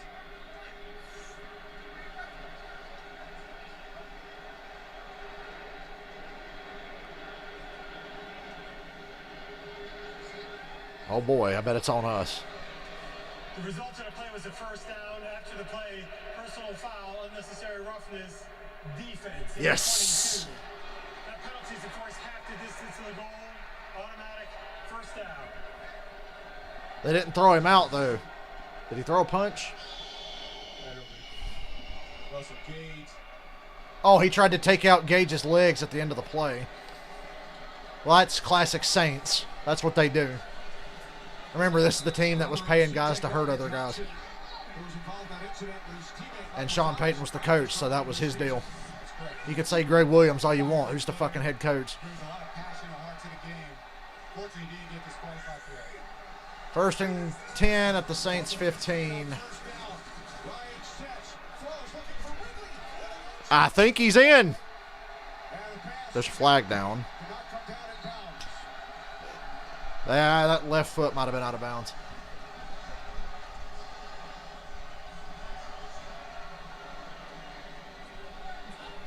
God, the Saints have been penalized out the wazoo, but I think this is on Atlanta.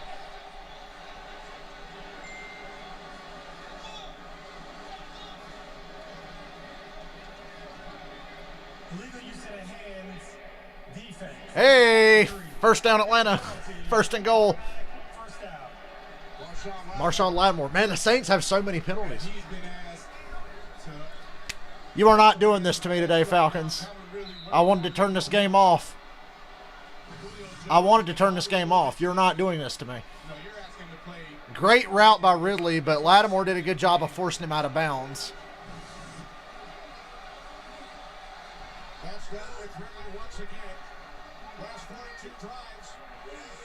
First and goal at the fucking 10. And you hand it to Todd Gurley's beat up ass. Are you fucking, what a waste of a play. That's a waste of a fucking play. Dude's barely been on the field today for a reason. And now you're going to hand it to him up the gut when you need to get in the fucking end zone quick. Get him off the fucking field. If you had any confidence in him whatsoever, he'd have been out there earlier. God, he's still in the fucking game. 2nd and goal from the 10. Touchdown. Russell Gage. Oh dear, we have a game.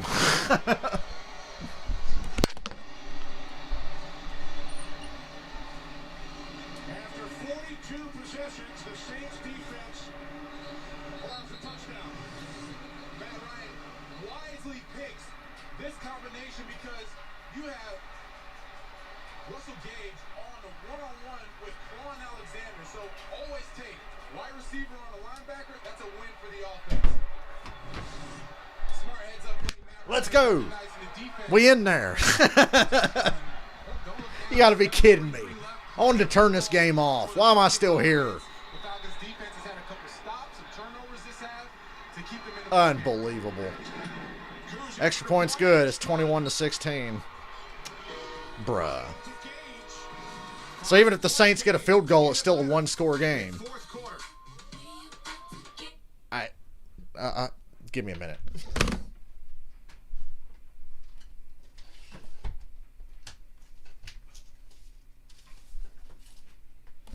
Where was that Herculean effort for the other 3 quarters? I mean, really, what is this?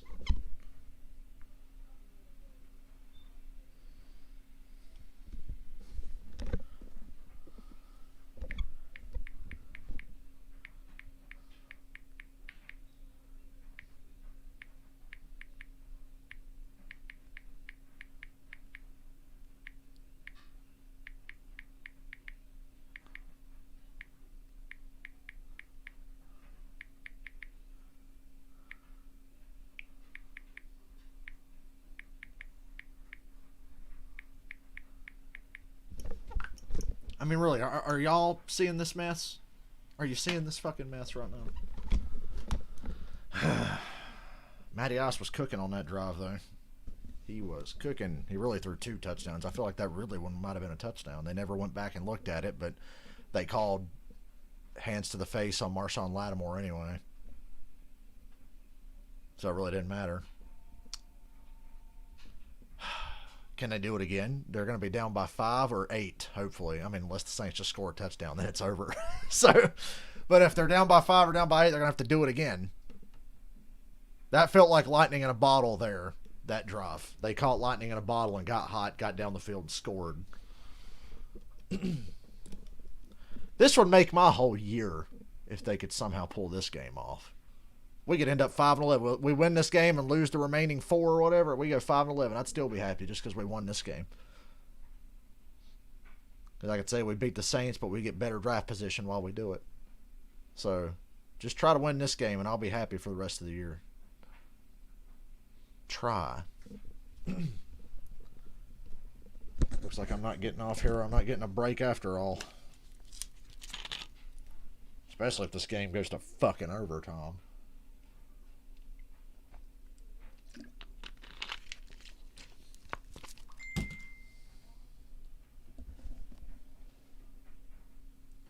Falcons capitalized following the Taysom Hill turnover. Matty Ice was 4 of 4 for 57 on that drive. He was cooking.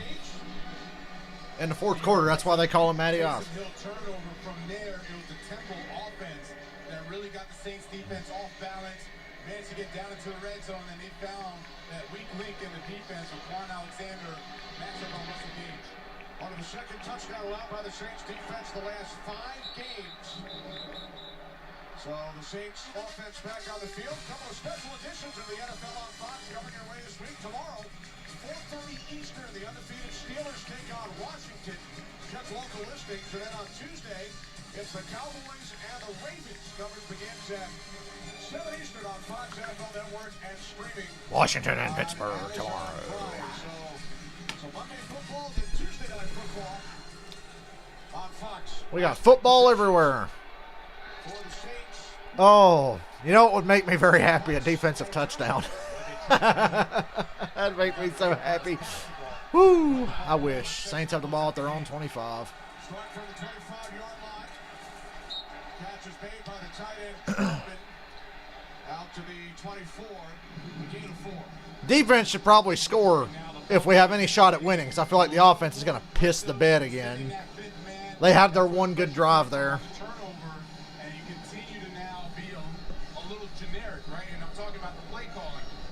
On first down for not a lot of yards, everyone's expecting you're going to come right back with the run. If you go with another pass, now you're playing into the Falcons' hands. If you get an incompletion, you stop the clock. We said earlier, when you look at the numbers, the time of possession. Game worked out great for the Falcons. You can't blow a lead if you never have one till the very end. Look at Dante Fowler's lazy ass on at the bottom of the screen. Uh-oh. Taysom Hill for a first down. Damn it. Yeah, just a couple updates here. Ken Ricardo Allen has been ruled out with a concussion safety for the Falcons. Defensive end Jacob Tuioti Mariner, he is being evaluated for a head and neck injury. He is questionable. Kenny. All right, thanks, Shannon. So Sherrod Neesmith remains in the game for Ricardo Allen. Raheem Morris and the Falcons trailing by 5, 6.5 remaining in quarter number 4. The clock is their friend. We may never get the ball back, honestly.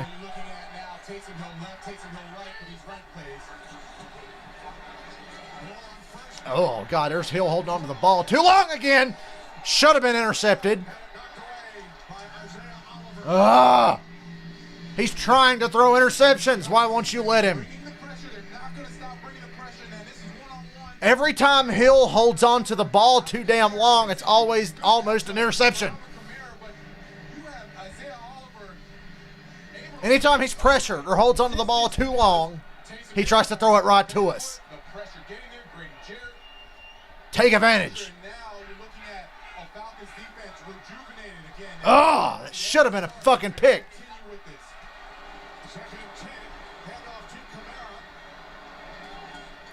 Third and long coming up. It's like 3rd and 8. Out to the 40. J.D. Jarrett, Isaiah Oliver made the tackle, so a huge play coming up. 3rd down and 8 for the Saints. And you know Michael Thomas is coming back in. Jared Cook's coming back in. The success has been rolling the defense over to Michael Thomas, so then the Saints offense counter with Jared Cook one-on-one getting those first downs. At some point, you're going to have A.J. Terrell just have to man up against Mike Thomas, hope the pressure gets there. 3rd and 8. May God have mercy on my soul. No. 4th down. 4th down. Punt. Give me a chance. Just give me the chance. Be alert for a fake. Yes, they're still on their side of the field, but it's only like 3.5, 4 yards to a first down. About 4 yards. I can't believe that they're doing this to me. Setting me up for an even more crushing defeat. How dare you?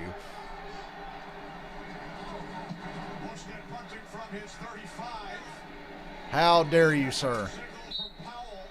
Falcons start at their own 15, down by 5. 5 minutes to go, 2 timeouts. Touchdown to take the lead, a 2-point conversion to go up by 3. And hope that the Saints don't have too much time left. But that's even if we can get down here and pull this off. And then when you have your chance, Calvin Ridley, Marshawn Lattimore one-on-one, take the shot. Cutter and Taysom Hill, Jonathan. God help me.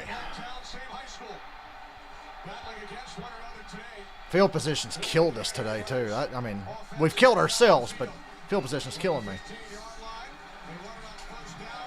Gain of 9 on first down. That ball did not come out.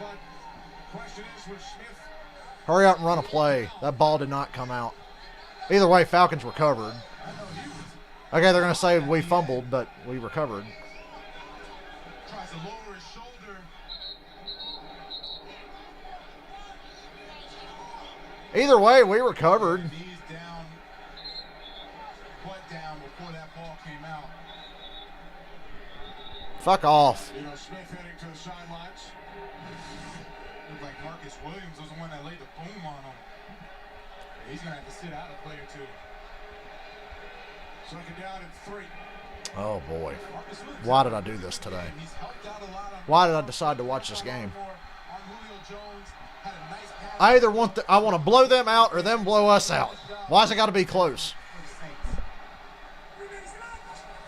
Why's it got to be a close game? Why? Matt Ryan threw the goddamn ball. Incomplete. Okay, 3rd and 3. Well, that was risky. Once again, Matt holding on to the ball too damn long. He patted it twice. It's amazing he didn't get his head taken off.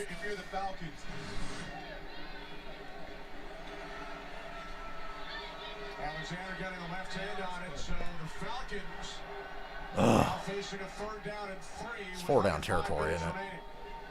Matt Ryan trying to find someone, sees nobody. Almost made a terrible throw. Would have been a great play, great interception by Foreman. Saints are blitzing. Here's your chance. Calvin Ridley. Yes. To the 48. Ooh. You're in trouble now. Marshawn Lattimore's getting fucking worked. Woo. Calvin Ridley's wearing him out. What a throw by Matt Ryan as well. They blitzed. I knew this was going to have a chance. It was just a matter of if the throw was accurate, and it was. Please drain as much clock as possible. Todd Gurley, first down, gain of 15. Run clock. Todd Gurley always brought the patience. The first isn't there as much, but that hole opens up wide, and that's a touchdown-saving tackle by Marcus Williams. And you look now, no huddle, muddle huddle, whatever you want to call it for the Falcons, they're starting to get into rhythm. On the Saints 38. Hand it to Gurley. Gain of a yard. Oh well. Keep that clock running. The Saints have all their timeouts in the 2-minute warning, but in my head I'm like, can we make them burn those and not score till like 30 seconds to go?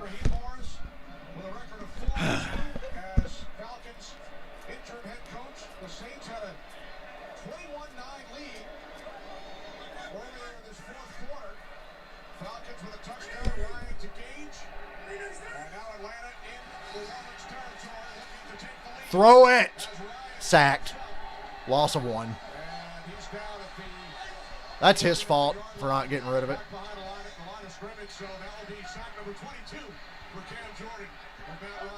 At least it's 2 down territory. You're going to need 2 downs. It's 3rd and 11.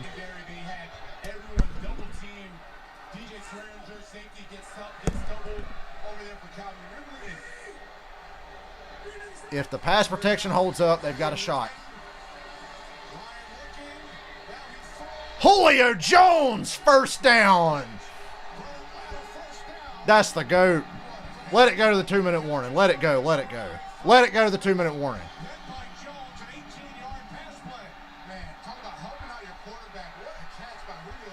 Julio Jones. Let it go to the 2. You're really doing this to me today. They snapped the ball before the 2. Todd Gurley, gain of 8. We're at the 2-minute warning, minute 55 to go. You're kidding me. Is this like opposite day or something?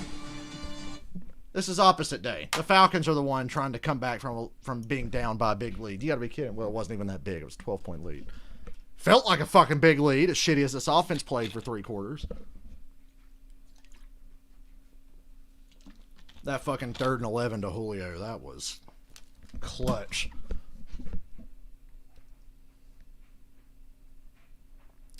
I'm going to need a moment.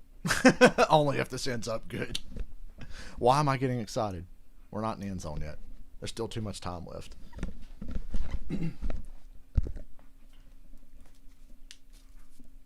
Too much time, and the Falcons will play that suck-ass zone prevent bullshit, and they'll be right in easy field goal range to either win the game or tie it, depending on how our 2-point conversion goes, if we even get that far.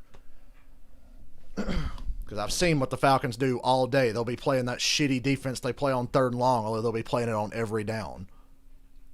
I watched our game against Detroit, and I watched those 3rd downs earlier today in this game.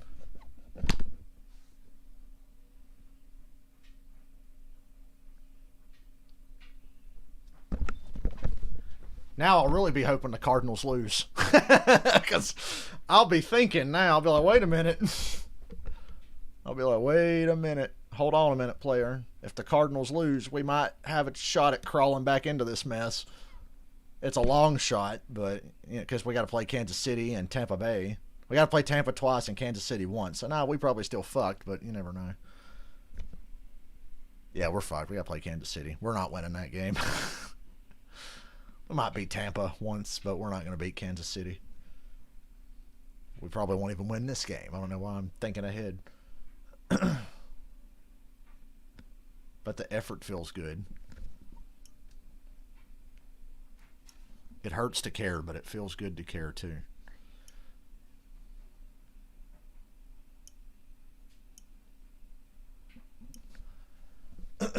Jesus Christ.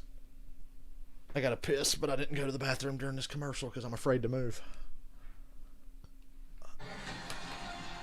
Today, the 103rd all-time meeting. New Orleans Saints, Atlanta Falcons. Saints going for the season sweep. They've won 5 of the last 6, but the Falcons have other ideas. Under 2 minutes remaining. Oh, if only. 2nd and 2 for Atlanta. Why don't we run the ball with Julio like when he was a rookie? I'll catch him off guard. Todd Gurley running in quicksand for no gain. That's okay. You made the Saints burn a timeout there. I'd like to get one more first down without scoring. Can you do that for me, please? And today, And it still hasn't been bad defense by the Saints. And I really look and I go with the other side offensively. Opportunities to run the ball out. You have first and goal to 5. Run the ball. Instead, you try a pass play. You had a turnover. And then now that tempo offense for the Falcons started kicking in. And we mentioned way back in this game, when you have Julio Jones, Calvin Ridley, Russell Gage, Tom Brady, these are... I don't ask for anything. Can I get something good in my life? It's not like they're going up against the JV team. These are legit guys. Eventually, they're going to get their yards. Falcons get a touchdown. 4th down and 2. Right by 5. If you run this ball, I'll kill you. You ran the ball. Wow. What a great play call. You only lost 8 fucking yards. Hand it to the injured running back. Oh, yeah. Real good decision. Great decision. We go from 3rd and 2 to 4th and 9 because you want to run with a fucking beat up, worn out, washed up fucking running back who shouldn't even be on the field today. Dude was on the injury report all week. Oh, let's hand it to him in crunch time and see what he can do. Fuck off. What a miserable fucking play call. That is Dirk Cutter in a nutshell. He calls stupid fucking shit like that. Get Todd Gurley off the fucking field. Get Todd Gurley off the fucking field. Christ. You just lost us the game with your fucking stupid shit. You lost us the game. That right there cost us our shot. Julio was getting mugged, but no flag.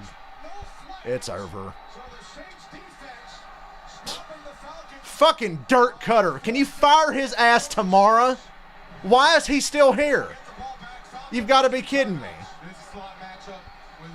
Why is Dirk Cutter still employed with these ridiculously fucking stupid calls?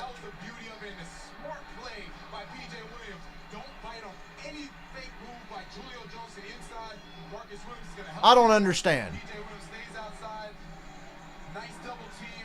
Dirk Cutter calls a draw with Todd Gurley on 3rd and 2, and we lose 7 yards. You are fucking ridiculous to be that stupid. Dirk Cutter lost this game for the Falcons. He's the reason we were down by 12. He's the reason we fucking just lost.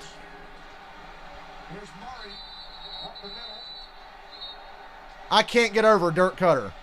What are you thinking? Why is Todd Gurley in that game? He's clearly not well. If he was healthy, he'd have been in a hell of a lot more often.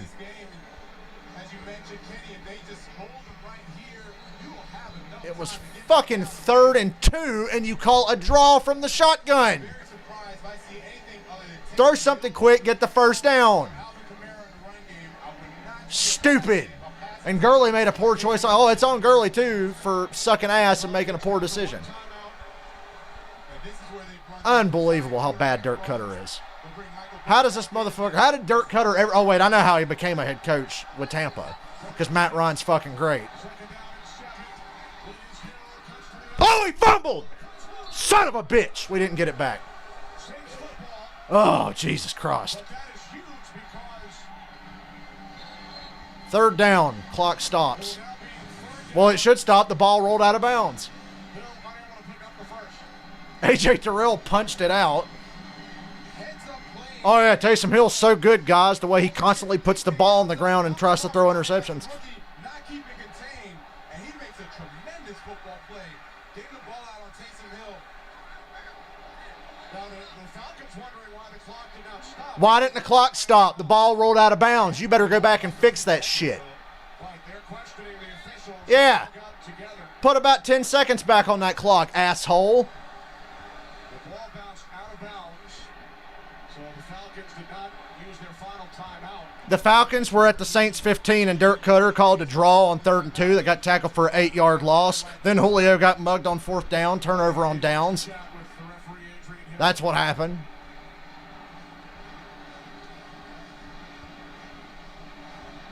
Put about 10 seconds back on that clock. Fumble went out of bounds. So, me, I would run the ball. I would love to see him run the ball, whether he convert or not.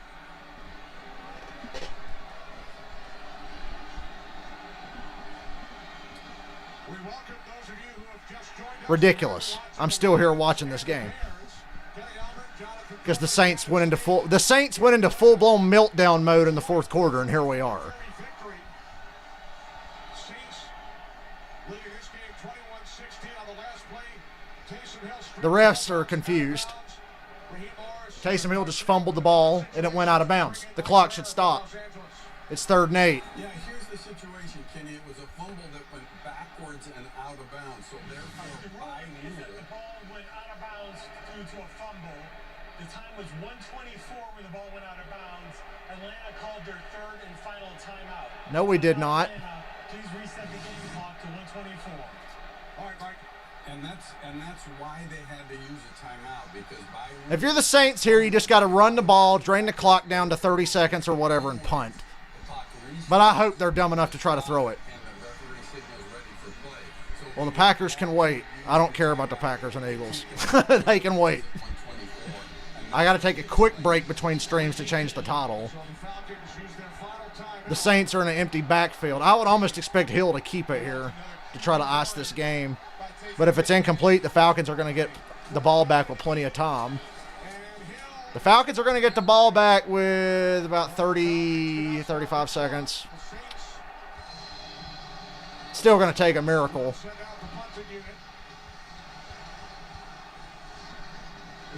Falcons will have about 30 seconds. Maybe we'll get lucky and they'll shank the punt. Dirk Cutter cost us this game, essentially.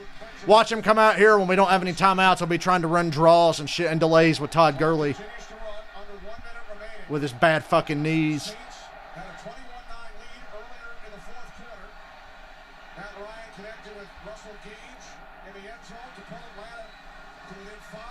Ridiculous.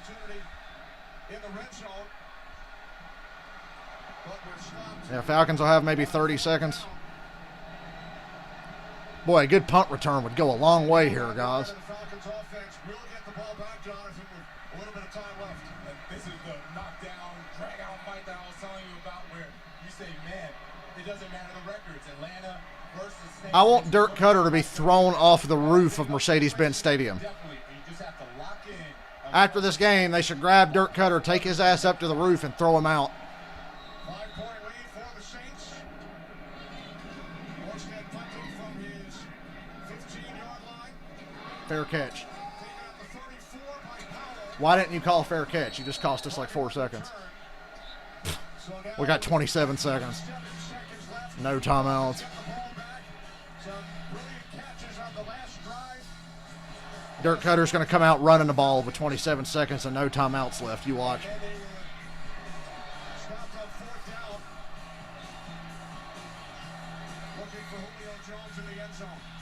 difference is that you don't have the ability to run the ball with Todd Gurley like they did in that last drive. Well, I'm glad Todd Gurley's not in the game.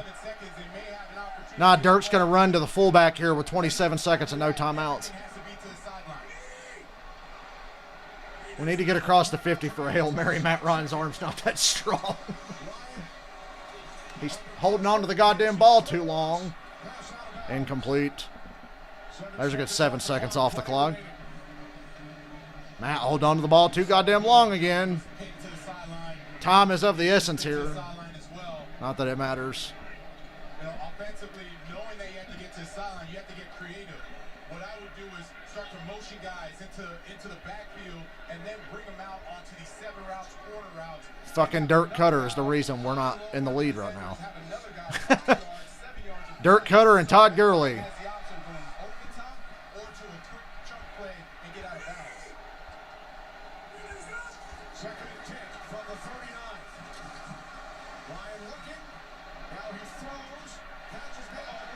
You got to get out of bounds, man. 9 seconds to go. What do you think? 2 Hail Marys at best?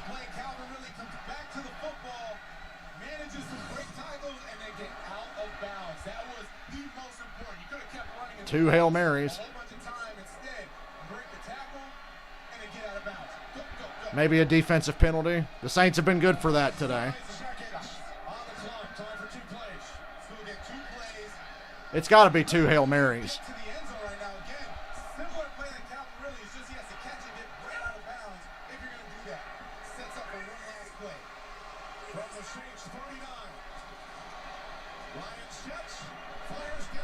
I'm going to die.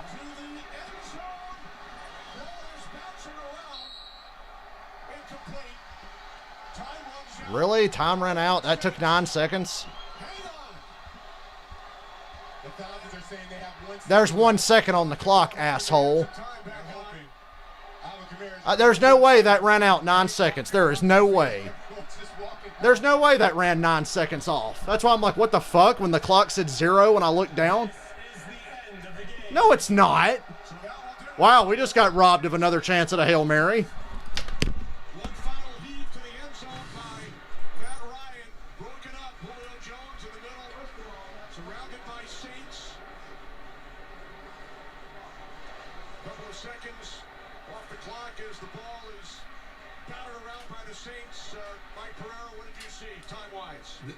This is reviewable in replay if there is time left on the clock, but in order for replay to put time back on the clock, there has to be 2 full seconds.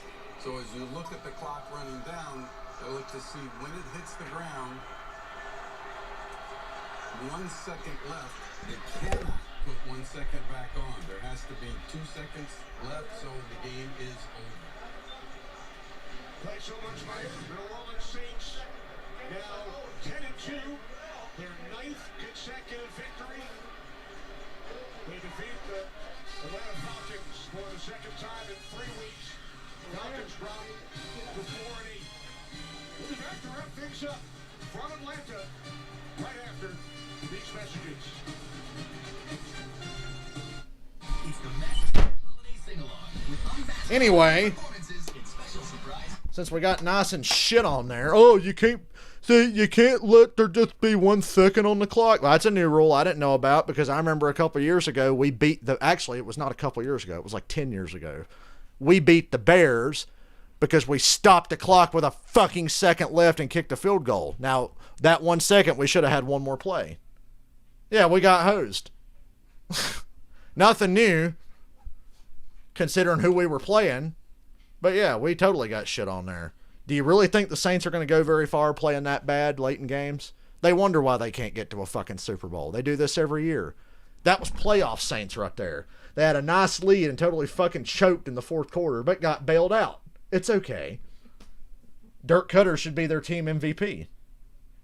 Dirk Cutter is MVP for the New Orleans Saints today. I will say that. He's the reason we were in that situation. Yeah, there should be 1 second on the clock, and they should have got one more throw. And with those weapons, I like my chances. Would have been nice to have that extra throw. I was so confused when it's like, oh, incomplete. What? No time on the clock. Did the Bears win? I think they lost. Hold on, let's check. Before I got to take like a little 10-minute break to get ready for the next game. Let me check the Bears and lines. Bears lines. Where's Bears lines? Am I blind? Nope, Detroit won. Wow, the Bears blew a lead and lost to Detroit. Detroit wins. Do we have any bonus coverage on Fox? Fucking unbelievable. We just got totally shit on. I know the odds of completing that Hail Mary are low, but they should have had a shot at it. Another shot. That's what I said. No doubt. There's 10 seconds on the clock when the play started or whatever. I was like, yeah, 2 Hail Marys here. We're good. Oh, wait, 1 Hail Mary? Really? Like, I guess time moves differently in the state of Georgia. See, I'm from North Carolina, and I've only been to Georgia a few times. I guess time moves differently there. They're on like another spectrum of the space-time continuum. And 9 seconds actually means 7. Yeah, I think we'll go with that. But anyway, I'm going to get off here for about 10 minutes. And I'll be back. I'm going to go scream into a pillow. Thank you very much. I'll be back in a few minutes.